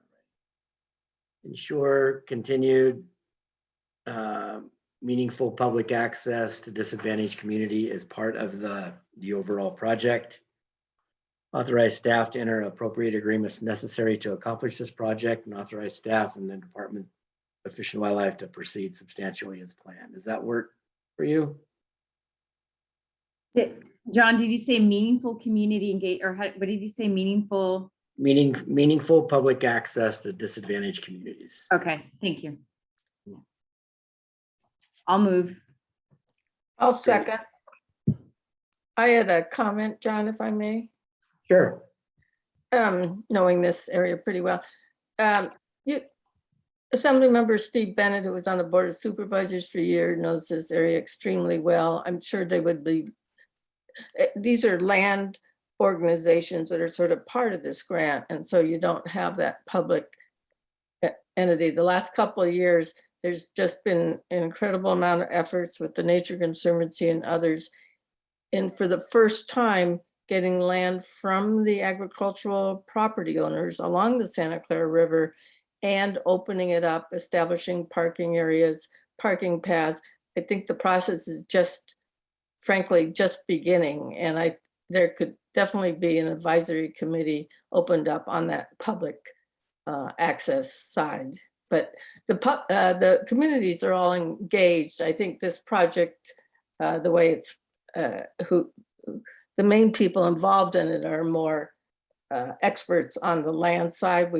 Probably Steve Bennett could organize for you who are the best people, along with the restoration, the land restoration committee that just spoke, to be engaged and provide that information. But there was a lawsuit several years ago where part of the settlement was providing some public access, and I know they set up facilities and things. So it's a work in progress. It would be like thinking about the LA River 30 years ago when they were just starting this this discussion. But Ventura County is surrounded by agricultural land. That's the difference. You can see it's not all built out, but it's been in private ownership this whole time. So we're starting down this path, and it's a good one. And there's, I think, a lot of people that would be helpful and really excited about this project. Okay, thank you for that, Fran. All right, so we do have a motion and a second. So with that, Member Boakday, Aye. Board Member Miller, Aye. Board Member Nagami, Aye. Board Member Pavley, Aye. Board Member Phillips. I'll abstain. Great, motion carries, Madam Chair. All right, thank you, Kara. Moving on to item number 28, the Wheeler Gorge Campground Fish Passage Barriers Removal in Ventura County. This is to consider a grant to the Earth Island Institute. Don Crocker on our staff will present the project to you. Don. Great, thank you, John. This proposal is to consider the allocation for a grant to Earth Island Institute for a cooperative project with CDFW, the State Coastal Conservancy, and United States Forest Service to remove 4 low-flow creek crossings which currently act as migration barriers to federally endangered Southern California steelhead trout on North Fork Matilaha and Bear Creeks, and install 2 vehicular bridges within Los Padres National Forest Wheeler Gorge Campground in Ventura County. Next slide, please. Southern California steelhead trout once ranged from San Luis Obispo County in the north to the U.S.-Mexican border in the south. Extensive agriculture and urban development over the last century, however, has led to a dramatic loss of steelhead habitat in the region, and the species is now listed as endangered. The Ventura River supported one of the primary historical runs, and while it has suffered population drops due to dewatering activities and construction of migration barriers, it still maintains more steelhead habitat than most Southern California coastal watersheds. A big reason for this is that the headwaters of the Ventura River are located in the Los Padres National Forest, which has provided protection from the intensive development that has imperiled the species throughout its range. In fact, these headwaters maintain enough habitat to support a unique biogeographic population group. The relatively high amount of intact habitat remaining in the Ventura River watershed makes it a prime target for Southern California steelhead restoration, which led to it being designated as a Core 1 watershed, which is the highest priority in the Southern California steelhead recovery plan. The project you are considering today is part of that broader effort and will remove the barriers to almost 13 miles of habitat in the upper watershed. More specifically, it will remove 4 barriers, 2 of which are on CDFW's priority fish passes barrier list in the Wheeler Gorge Campground of the Los Padres National Forest. Next slide, please. The map on the left is the Ventura River watershed. The project site is 9 miles north of the city of Ojai, where Bear Creek joins North Fork Matilaha Creek, which continues on to join Matilaha Creek to form the main stem of the Ventura River and flow south to the Pacific Ocean. The project is close to another WCB steelhead restoration project, the Matilaha Dam Removal Project, which was approved by the board in May 2020. Wheeler Gorge is neither upstream nor downstream of the Matilaha Dam, but both projects are focused on restoring the same steelhead population, so their efforts will be mutually enhancing. The image on the right shows Wheeler Gorge Campground and the 4 barriers that will be removed. 2 of these sites, Upper North Fork Matilaha and Upper Bear Creek, will be replaced by clear span bridges that will maintain public access to the campground. Next slide, please. Here are the barriers on North Fork Matilaha. The crossings are not immense, but they are large enough to prevent steelhead from migrating upstream. Next slide, please. And here are the barriers on Bear Creek. Again, you can see they're not large from a human standpoint, yet they still present a formidable impediment to fish passage. Next slide, please. The removal of all 4 in-stream barriers will follow the same plan. The old crossing will be removed and the stream channel will be regraded so that it closer resembles its natural state. Engineered stream bed material will then be installed to give the stream bed a natural appearance and functionality. Erosion control measures will be implemented and the area immediately adjacent to the old barrier will be restored with riparian habitat. At the 2 sites where a new bridge will be installed, removal of the barrier will be followed by excavation for new bridge abutments, creating new road approaches, and installing 2 80-foot by 16-foot bridges. The channel restoration and bridges are designed to allow fish passage during both high and low flow conditions and withstand 100-year flood events, all while allowing continued public access to the campground. Next slide, please. When fully implemented, the biggest benefit of this project will be the removal of 2 projects from the 2019 CDFW Fish Passage Barrier Priorities List and opening access to 13 miles of perennial Southern California steelhead habitat. The project will also restore sediment transport and assist with climate change adaptation by improving mobility throughout the watershed, which will allow fish more options to find refuge pools in times of drought or a drier water future.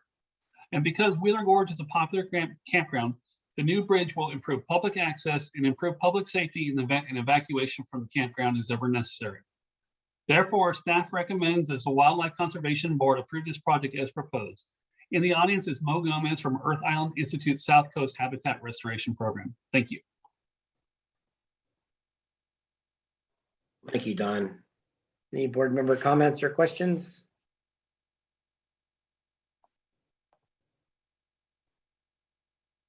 All right, seeing none. Any public comment? I see Warren Wong has his hand up. That might have been from last or one previous.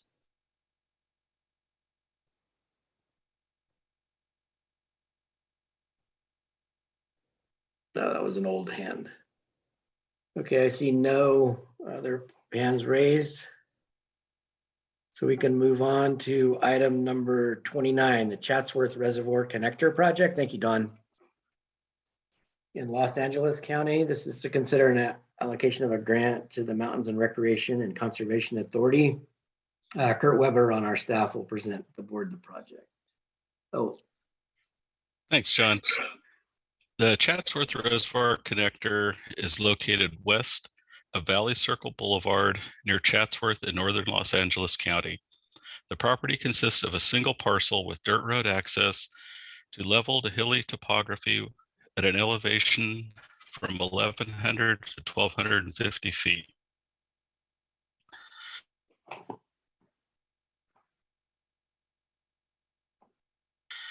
Typical are the feet canyons with views of the surrounding valley and hills. Slide. Located within the Santa Monica Sierra Madre linkage cap, rated as a Tier 1, serves to link well over 2 million acres of already conserved wildlands in the Santa Monica and Sierra Madre ranges. The cap also serves to connect 4 existing conceptual area protection plans: the Big Sky, Chatsworth Simi Divide, Santa Clara River, and the Santa Clarita. Next slide. The Santa Monica Sierra Madre linkage cap features land of exceptional ecological value that is essential for sustaining ecological and evolutionary processes across the landscape. Next slide. The region's wetland and riparian communities are important to resident and overwintering migratory birds on the Pacific Flyway, providing year-round habitat and critical resources. A number of imperiled species depend on riparian communities in the region for breeding habitat, including songbirds, the southwestern willow flycatcher, and amphibians and reptiles, such as the California red-legged frog, foothill yellow-legged frog, the arroyo toad, and the western pond turtle. Vernal pools in the area provide essential habitat for listed species, such as the Riverside fairy shrimp and California orchid grass. Next slide. MRCA will own and operate the property as part of its extensive land holdings in Los Angeles and Ventura counties. MRCA owns thousands of acres of open space across the region and has many years of experience in managing similar properties. With us today and familiar with the project is Paul Edelman. Staff recommends approval as the project as presented. Great, thank you, Kurt. All right, any board member questions? I see Catherine Moore. Catherine? Thank you, John. I'd just like to reiterate Senator Stern's support for this project. Great, thank you. Any other board member comments, questions for staff? We do have one public comment, Paul Edelman. Hello, members. I just want to say thank you for your consideration of this. And the Simi Hills are sort of a forgotten range in this connectivity down into the Santa Monica Mountains National Recreation Area. And this property provides a really big chunk of core habitat that is flush with existing trails used by people, including the Rim of the Valley Trail, and that it's really embedded in a really key part of this Sierra Madre Santa Monica Mountains connector leading to the Santa Monica Mountains. And also want to say too that Wildlife Conservation Board meetings are some of the most uplifting meetings that there are in the world. Thank you. We appreciate your consideration. Thank you, Paul. All right, any other public comments? All right, seeing none, we'll move on to item number 30, the Ringe Dam Removal and Malibu Creek Ecosystem Restoration Planning Project in Los Angeles County. Scott McFarland on our staff will present the board the project. Scott. Thank you, John, and good afternoon, board. This proposal is to consider the allocation for a grant to the California Department of Parks and Recreation to complete the Ringe Dam removal and Malibu Creek ecosystem restoration planning, which builds on the completed feasibility study and EIS to develop engineering plans and specifications to a 90% level of completion. And as you can see on the map here, the Ringe Dam is located on Malibu Creek in the Malibu Creek State Park, and it's about 3 miles upstream from Surfrider Beach in the city of Malibu. And I'm going to talk a little bit about connectivity in a second, but while this map's still up, you can see how this project, this dotted hashed area that you'll see, the project's end leads up to Chatsworth, which was just the previous project that you just saw. And then it comes down to right around where that 101 sign is where Liberty Canyon is. So you can see how the connectivity works with some of the projects we've done in the recent past. Next slide, please. The Malibu Creek watershed presents an opportunity for significant ecosystem restoration and spans Los Angeles and Ventura counties. Because of the creeks cut through the mountains, it is an important regional ecological corridor linking Santa Monica Bay, Malibu Lagoon, and nearby riparian systems that transition from hilly coastal areas to interior valleys. Next slide, please. Ringe Dam is a 100-foot high concrete dam and spillway structure that was constructed on the Ringe family property between 1924 and 1926 as a water supply for local ranching, agriculture, and landscape irrigation. The reservoir filled with sediment by the 1940s, which is about where this picture actually was taken at, or time frame. Next slide, please. There was an attempt to remove the sediment, but by the 1950s, it filled with sediment again, leading to the dam being decommissioned in 1967. The land surrounding the dam was then purchased by the California Department of Parks and Recreation as part of Malibu Creek State Park. The large dam system is a keystone barrier within Malibu Creek, stopping the movement of endangered steelhead trout and other fish and wildlife species that require uninhibited movement through the watershed. Additionally, there's an estimated 780,000 cubic yards of sediment that is trapped behind the dam, resulting in 4 miles of impaired waterways. And the next slide, please. In this picture here, you can actually see the sediment and how it's built up to the rim of the dam. Next slide, please. This one pulls away a little bit more. You can really see how that sediment builds up behind the dam. Once implemented, the primary purpose of the project is to restore aquatic habitat connectivity along Malibu Creek and the tributaries, and establish a more natural sediment regime from the watershed to the shoreline, and restore aquatic habitat of sufficient quality along Malibu Creek and tributaries to sustain or enhance populations of aquatic species within the next several decades, allowing the migratory opportunity to about 15 miles of aquatic habitat that have been unreachable for many decades for wildlife, including the southern steelhead. Next slide, please. The process to remove Ringe Dam was formalized when the U.S. House of Representatives commissioned the Malibu Creek Ecosystem Restoration Feasibility Study in 1992, requesting a solution that improved the Malibu Creek watershed and the Malibu shoreline. The Army Corps of Engineers led the study, which was completed in 2017 and was approved in December of 2020.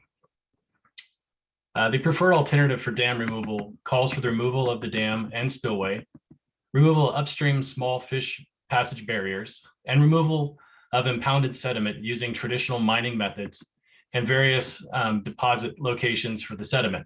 About 1/3 of the sediment will be trucked barged, and deposited along Malibu's shoreline or nearby areas which have been sediment starved since the dam was built. The other 2/3 of the impound sediment will be trucked to local landfills. The time frame to transport all the sediment is estimated to take about 8 years due to seasonal construction and daily trucking restrictions.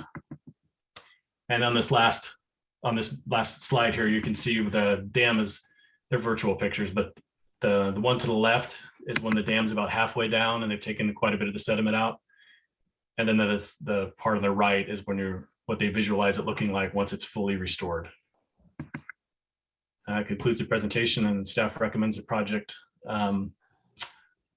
recommends approval of the project as proposed. And from State Parks today, to help answer any of your questions, we have Daniel LaFleur, Senior Environmental Scientist in the Angeles District, Jay Chamberlain, Natural Resources Division Chief, Terry Gaines, Environmental Program Manager, and Jerry West, Acting District Superintendent for the Angeles District.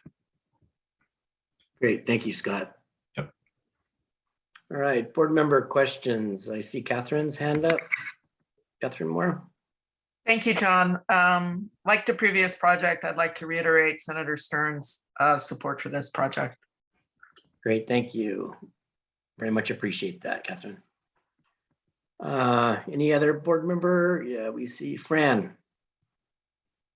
Just real briefly, there's a lot of enthusiasm for this project actually happening, and the implications not only for Steelhead, but cleaning up the water quality as it comes down to Surfrider Lagoon and Santa Monica Bay.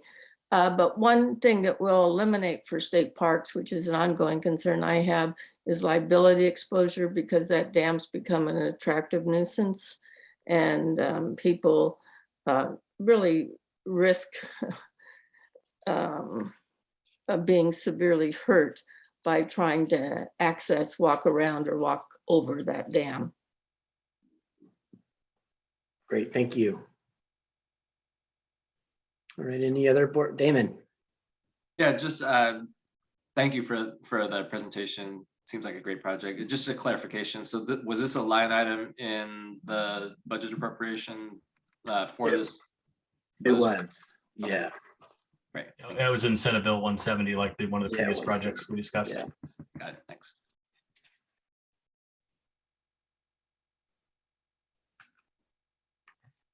All right, any other questions from board members? All right, seeing none, any public comment? All right, seeing none. Thank you, Scott. We'll move on to item number 31, the Temescal Ranch Expansion #1 project in Los Angeles County. This is to consider a grant to the Trust for Public Lands.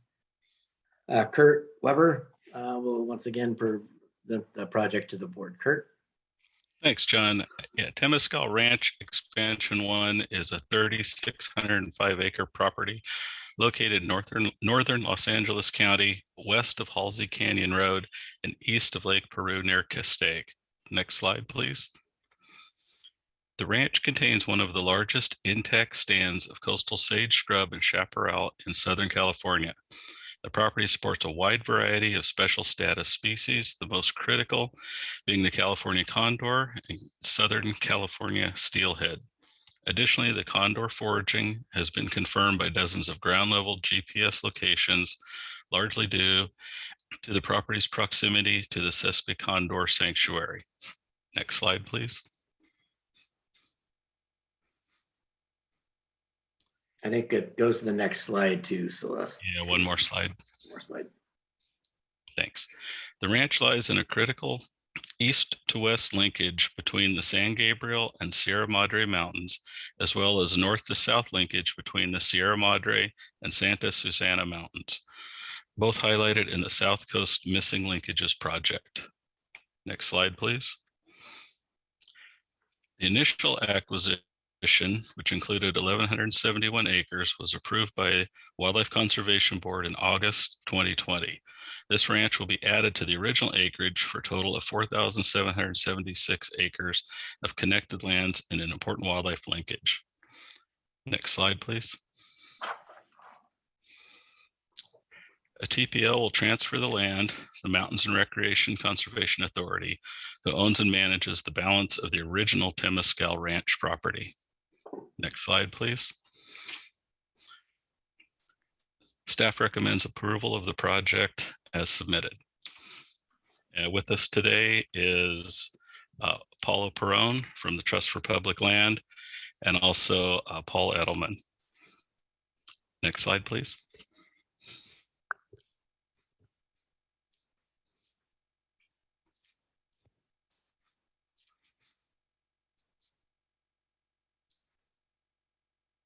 All right, I think that's the last. That's it, John. All right, thank you, Kurt. All right, is there any board member questions, comments for staff? All right, seeing none, any public comment?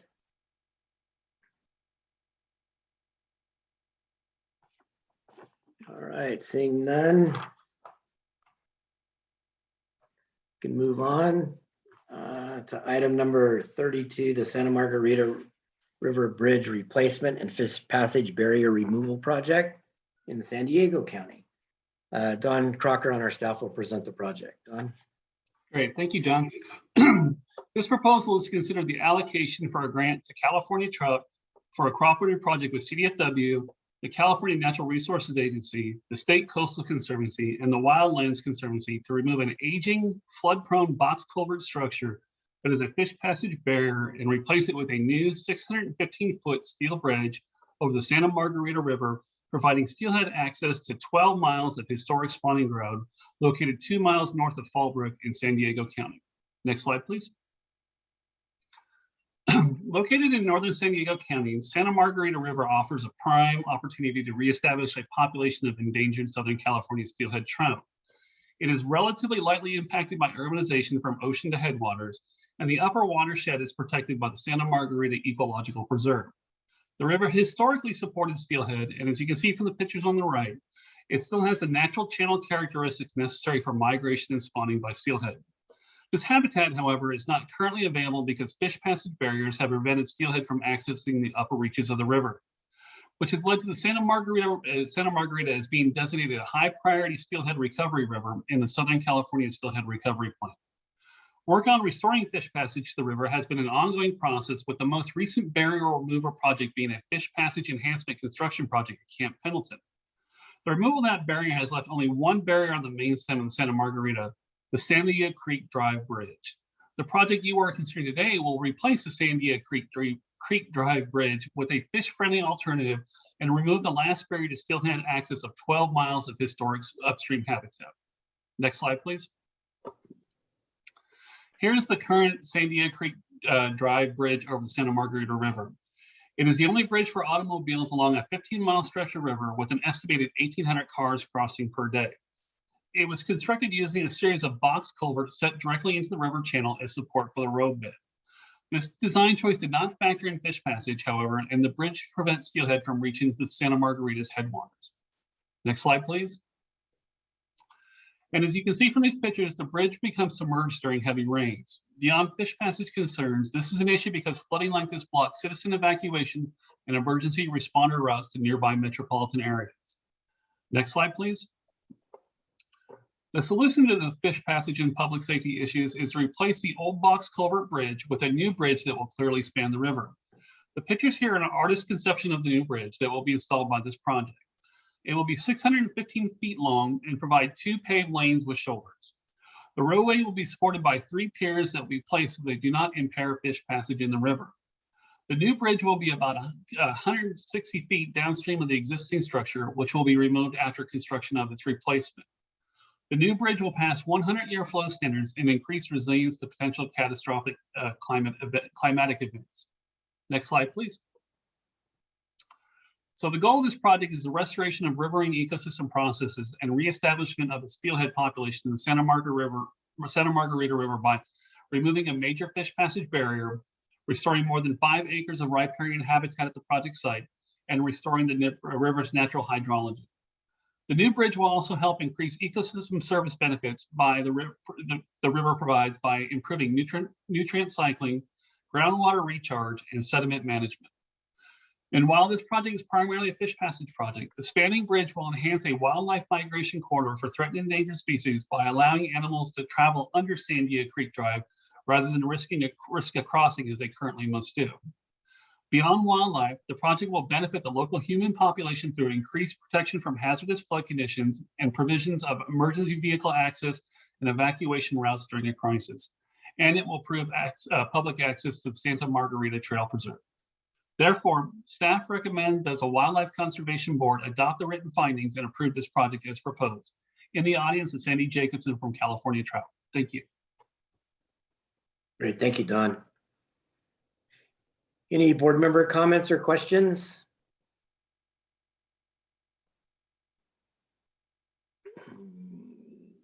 Seeing no hands raised, any public comment?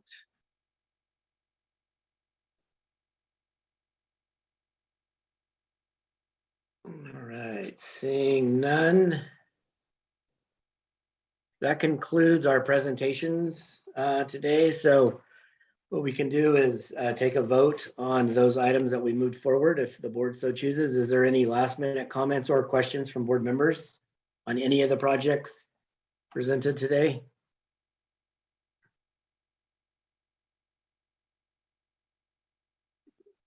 All right, Damon. Just really quickly, wonderful presentations by everyone. I know it's kind of anticlimactic. We kind of just go through these and then we say, no comments, and then we just go on to the next one. But I just really appreciate all the work that staff put into this, and for everyone who's attended today, congratulations, and thank you for bringing these terrific projects to us, and we hope to see more of them in the future. Great, thank you for those comments. Any other last minute comments from board members or questions before I read the motion? All right, seeing none.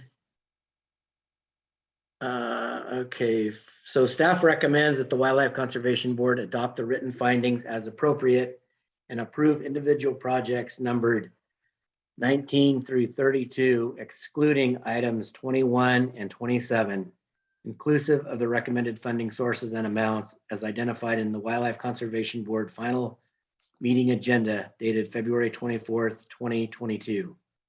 Authorize staff to enter into appropriate agreements necessary to accomplish these projects, and authorize staff and the California Department of Fish and Wildlife to proceed substantially as planned. So will somebody move that? I would be glad to. Yep. Thank you. That was Fran, right? Either Yes, one of and us I'll could. second it. I can second it. Yes, items 19 through 32 with the exclusion of the two that director. Fran moved and who So- seconded? I'm sorry. John, we're being reminded that item 21 had not been voted on previously, so we do need to include it. So I Yeah, guess it needs to friendly be, amendment. yeah. We need to add item 21 as a friendly amendment. Oh, yeah, okay. But I did say 19 through 32 excluding 21. I mean, no, Mhm. 27. Yeah, you excluded those 19 and two. 27.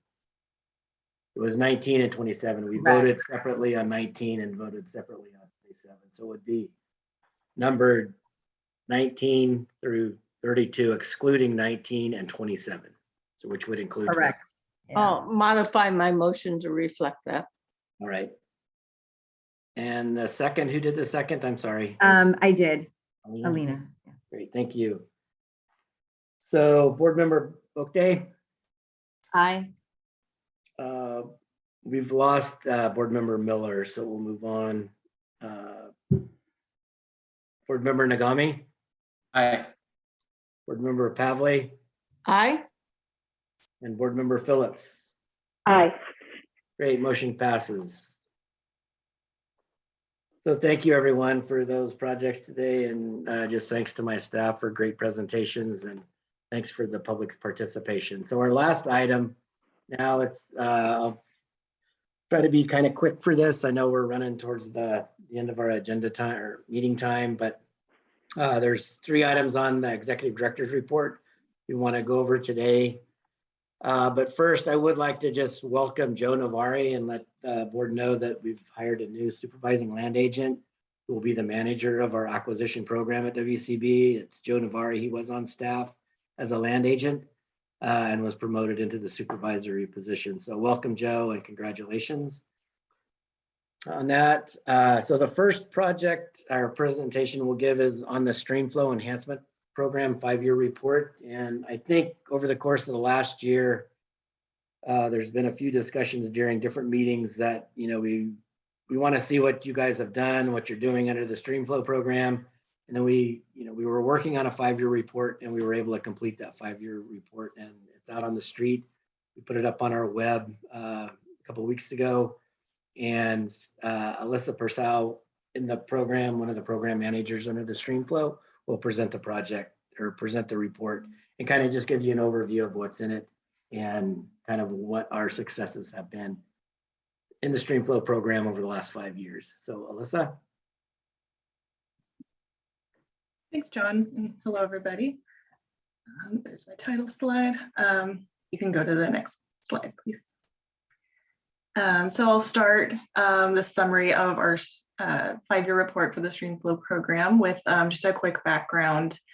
In 2014, voters approved Proposition 1, which authorized the legislature to appropriate $200 million to WCB for the purposes of Streamflow enhancement. A new competitive grant program was created within WCB to administer these funds. The first round of projects were awarded funding in early 2016, and since then, the projects have been selected through an annual proposal solicitation notice.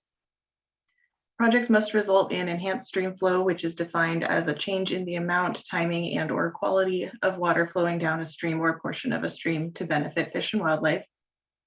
In addition, the program focuses on funding multi-benefit projects that contribute to the objectives of the California Water Action Plan, enhance habitat to support anadromous fish and other special status species, and provide resilience to climate change.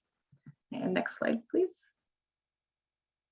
So this is an overview of all of the Streamflow projects that have been funded so far and their geographic distribution. And these are broken down into the 4 categories that are fundable under the program. To date, we've awarded 8 acquisition grants, which can support purchases of land, water rights, interests in land or water, such as a conservation easement. Implementation grants fund construction of restoration and enhancement projects and new or enhanced facilities. Planning grants provide funding for the development of project designs and permit applications for a specific implementation project.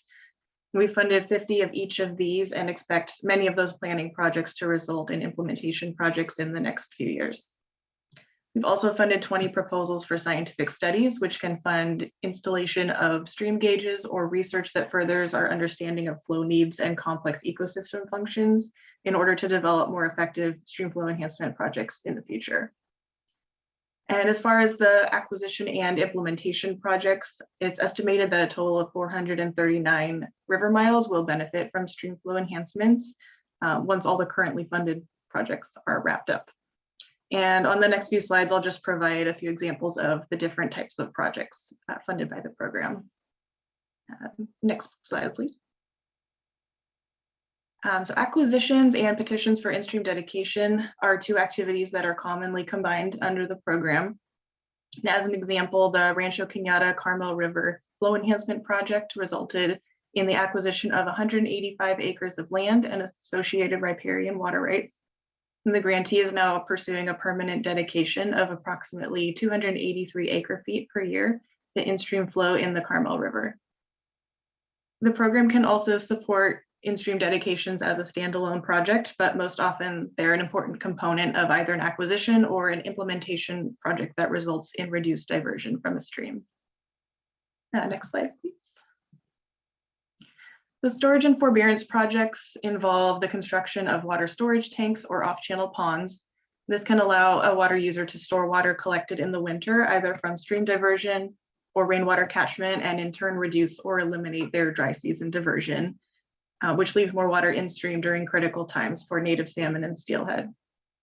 And these projects are becoming really popular in some communities like the Russian River. Sonoma RCD is just wrapping up the Sonoma Sonoma County Coastal Rainwater Catchment and Forbearance Project, in which they built 21 rainwater catchment systems.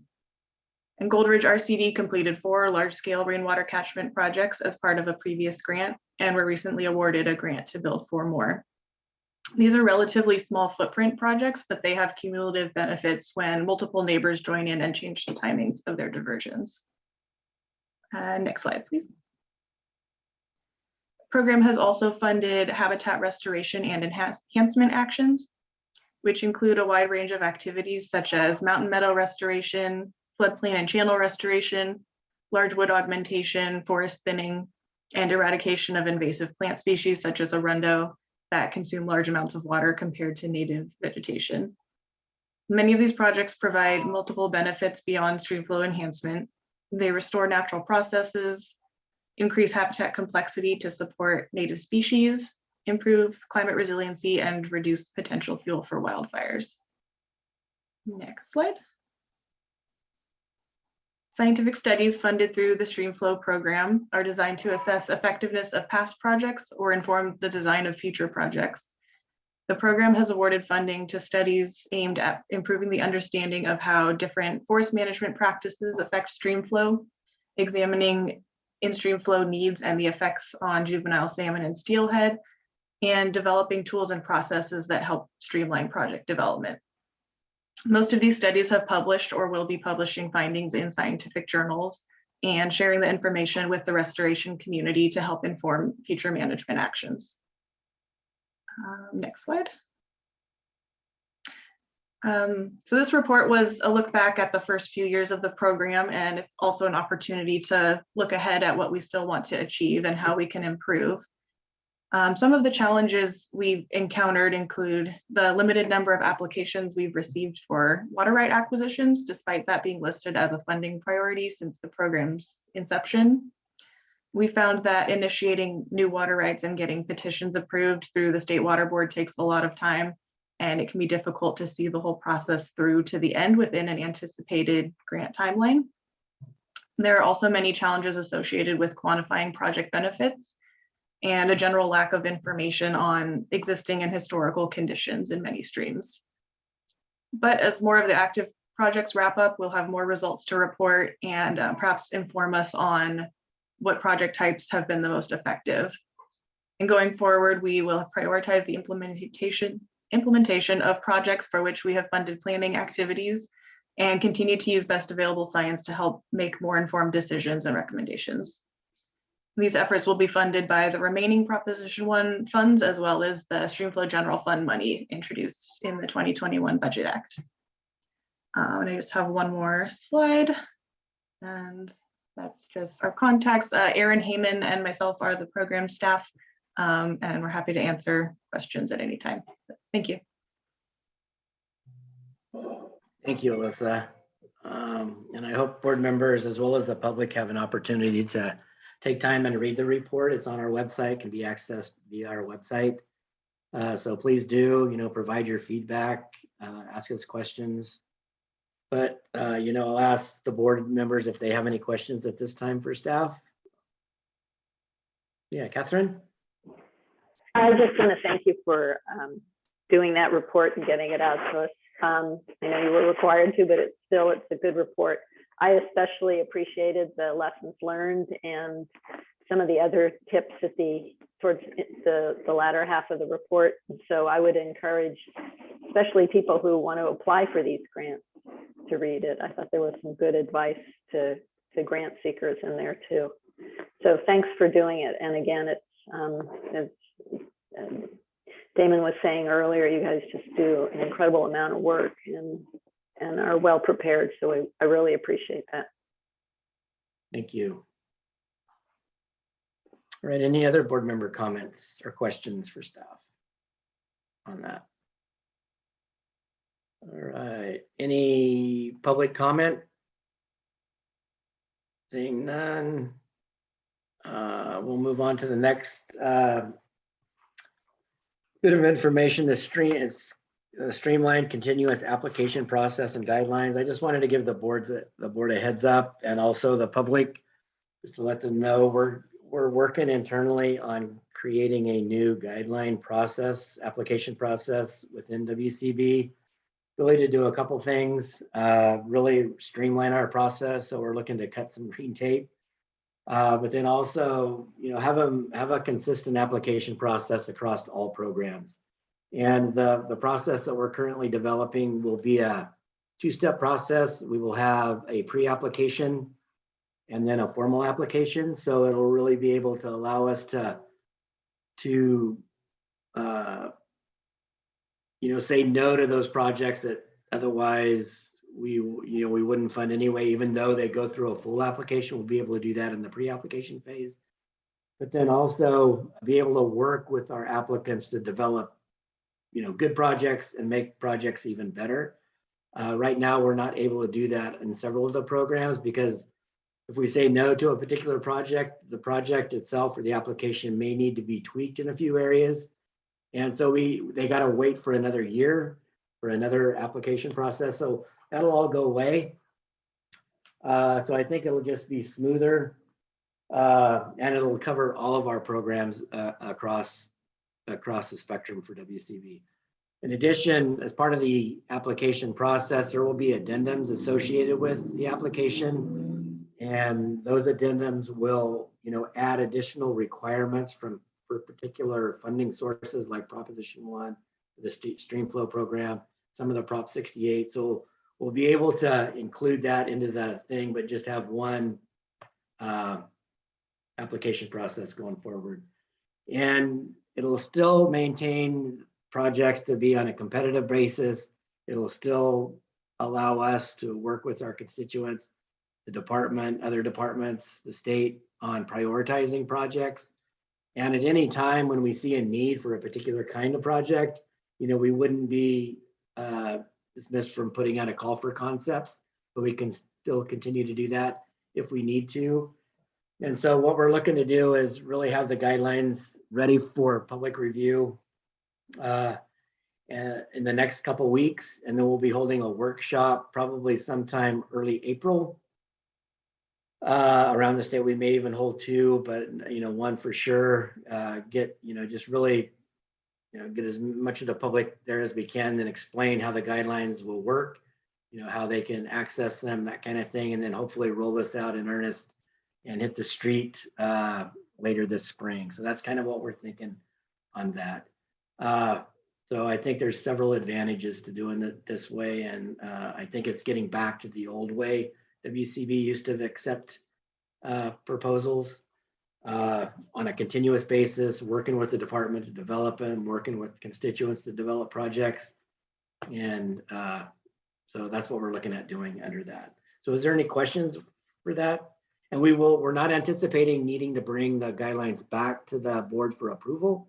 But you guys will have an opportunity to see how the guidelines work on the ground and in practice when we bring projects to you. So that'll be a good thing. So any questions? All right, seeing none. So the last item I want to talk about is just to highlight our 2021 year-end review report. We put out a year-end review at the end of every year, at the beginning of every year, really just highlighting what we completed and worked on over the past year. And this document is up on our website, so you can go there and see it. I think all the board members, and we sent it out to our listserv, and it's on our Facebook page, that kind of stuff. So just next slide, Celeste. So just overall, we completed 160 projects in 2021 and allocated almost $163 million, of which a little over 76 million went to habitat restoration and enhancement. 43 went to protection acquisition projects, and then an additional 42.6 million was spent on planning studies and public access type projects. And with that 162 million, we leveraged an additional 126 million in partner contributions. That included private, other state departments, federal monies, So we did a really good job leveraging, WCB funding last year. Next slide. So here's kind of how our work in 2021 compares with our strategic plan objectives and how we're doing. They're articulated more thoroughly in the report, but just overall, we're doing a really great job, I think. Only 10% of the work that we did last year, we did not meet an objective, but 45% of those are on track, 20% we met for in a given year, and then partially met. And those are all broken down in the report itself. So if you want to take time to read it and understand how those numbers really add up. I think overall, though, I think we're way ahead in meeting our objectives for the strategic plan. We've almost completely met many of them. And I know last year, the board, when we gave this report, the board asked us, potentially you guys could take a look at maybe we were a little too, our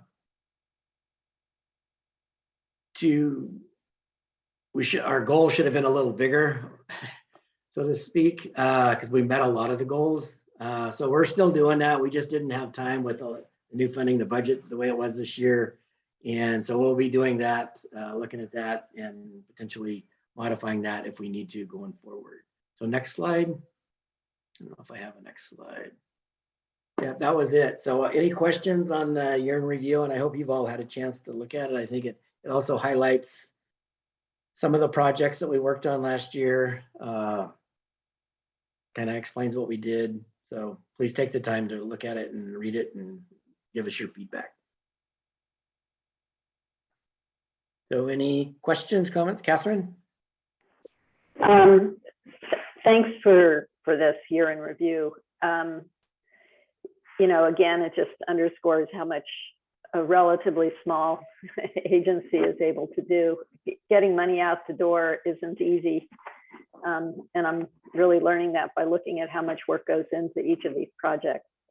But I know that there was, well before we were here, Damon or I were here at least, a strategic planning process and that sort of thing. So people who've been on the board probably have a stronger grasp of what the direction is, the long-term direction and that sort of thing. But I do think that we keep coming up with, in each of these meetings, with some constant, I don't know if it's questions as much as just sort of interest in. And for instance, how do we define a disadvantaged community? I know that's been something we've talked to you about offline, but and then Alina brought it up today, which is, it's a really good question. And then how do you balance the planning with the implementation dollars? Are we giving too much to planning and not enough to implementation, or are the dollars designated?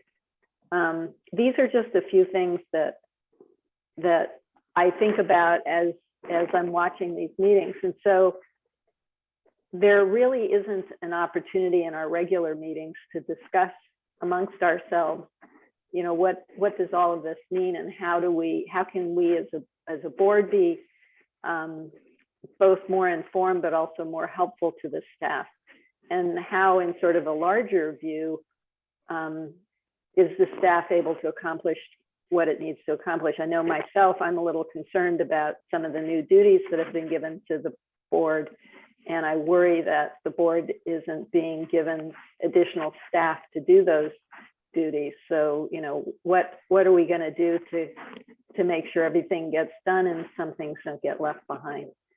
So with that, I'm thinking that it would be helpful if we put somewhere on the calendar another meeting that isn't a meeting to look at projects, but is essentially a one-day retreat, which is not really a retreat at all, but a one day of having an opportunity to discuss some of these bigger issues amongst ourselves. And also, it gives the public and the legislative staff and a chance to better understand what we're doing, but also to help grapple with some of these larger questions about where do we want to go in California with all this money that we do have to distribute. Great, thank you. I welcome that. Welcome the board's involvement in something like that. Alina? Thank you, Catherine, for your comments, and just, again, want to echo a big thank you at every meeting. When I think about the amount of, the number of projects, the amount of funding that goes out, it is very remarkable. So absolutely congratulations to the staff and your team. I would very much support a retreat to be able to take a deeper dive on a number of these issues and to spend that time to have the conversation and engagement on how are we going to look at some of these important issues and embed them into processes and kind of policies, grant making that the WCB oversees. And so I very much support Catherine's recommendation. And I think this might be a good segue into what we had started off the board meeting with, to just say if there's additional agenda items that the board would like to see or any other comments we could, before we wrap up the board meeting today.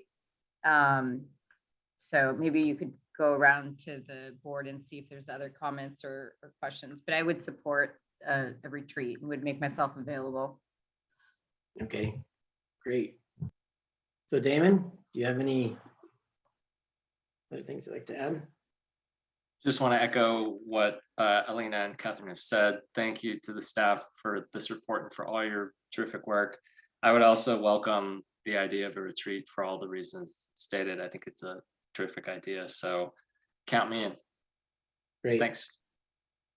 So Fran, do you have anything specific? Just when I carried the bill adding public members, this is what you got, Mr. Donnelly. You got people very engaged. It's good. Yeah, it's a lot more transparent. So I will join you all whenever. All right. For a hike or a retreat, whatever we'd like to call it. Great. There you go. Catherine Moore also had to leave, but she said thanks all, and then she likes the idea of a retreat as well. So I don't know if there's any other legislative member representatives on that would like to comment.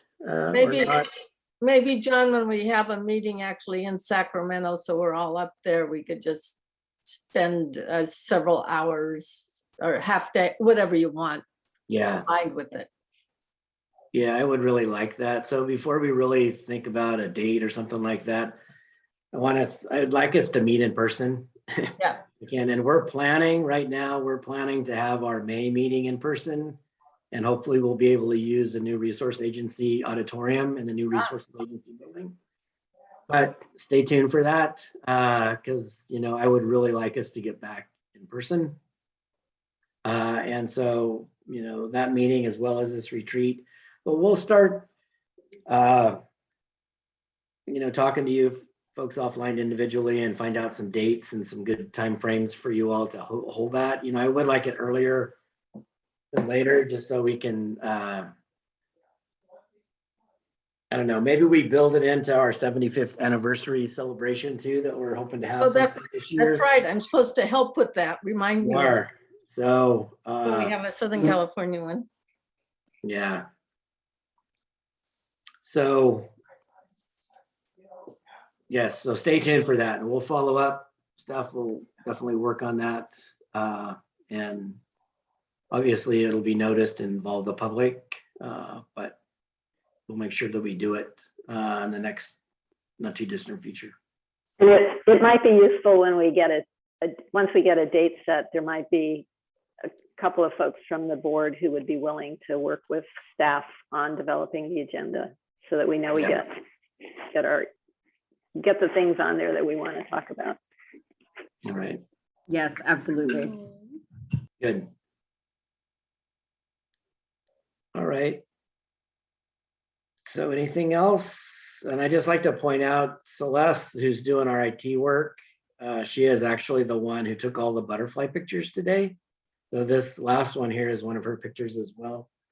So she does a great job taking photos. So good job. Nice. Sarah. Very nice photos all day Beautiful. today. Thank you, And then Celeste.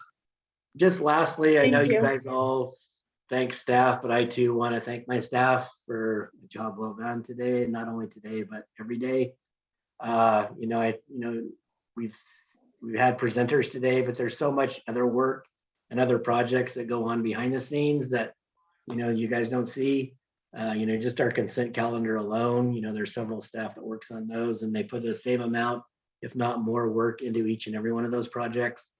And I just want to say I appreciate that, but it's also the budget staff, it's our accounting staff, it's, Mary and the secretarial folks that, all come together to make this stuff work. And so I just want to say thank you and how much I appreciate that. So with that, I have nothing else. I don't know if the board has anything else, but we can adjourn. Elena, you can adjourn us if you'd like. I would be pleased to adjourn the meeting. Great. So I think we can just adjourn. We don't actually have to do a roll call or. No, we can just Okay. adjourn.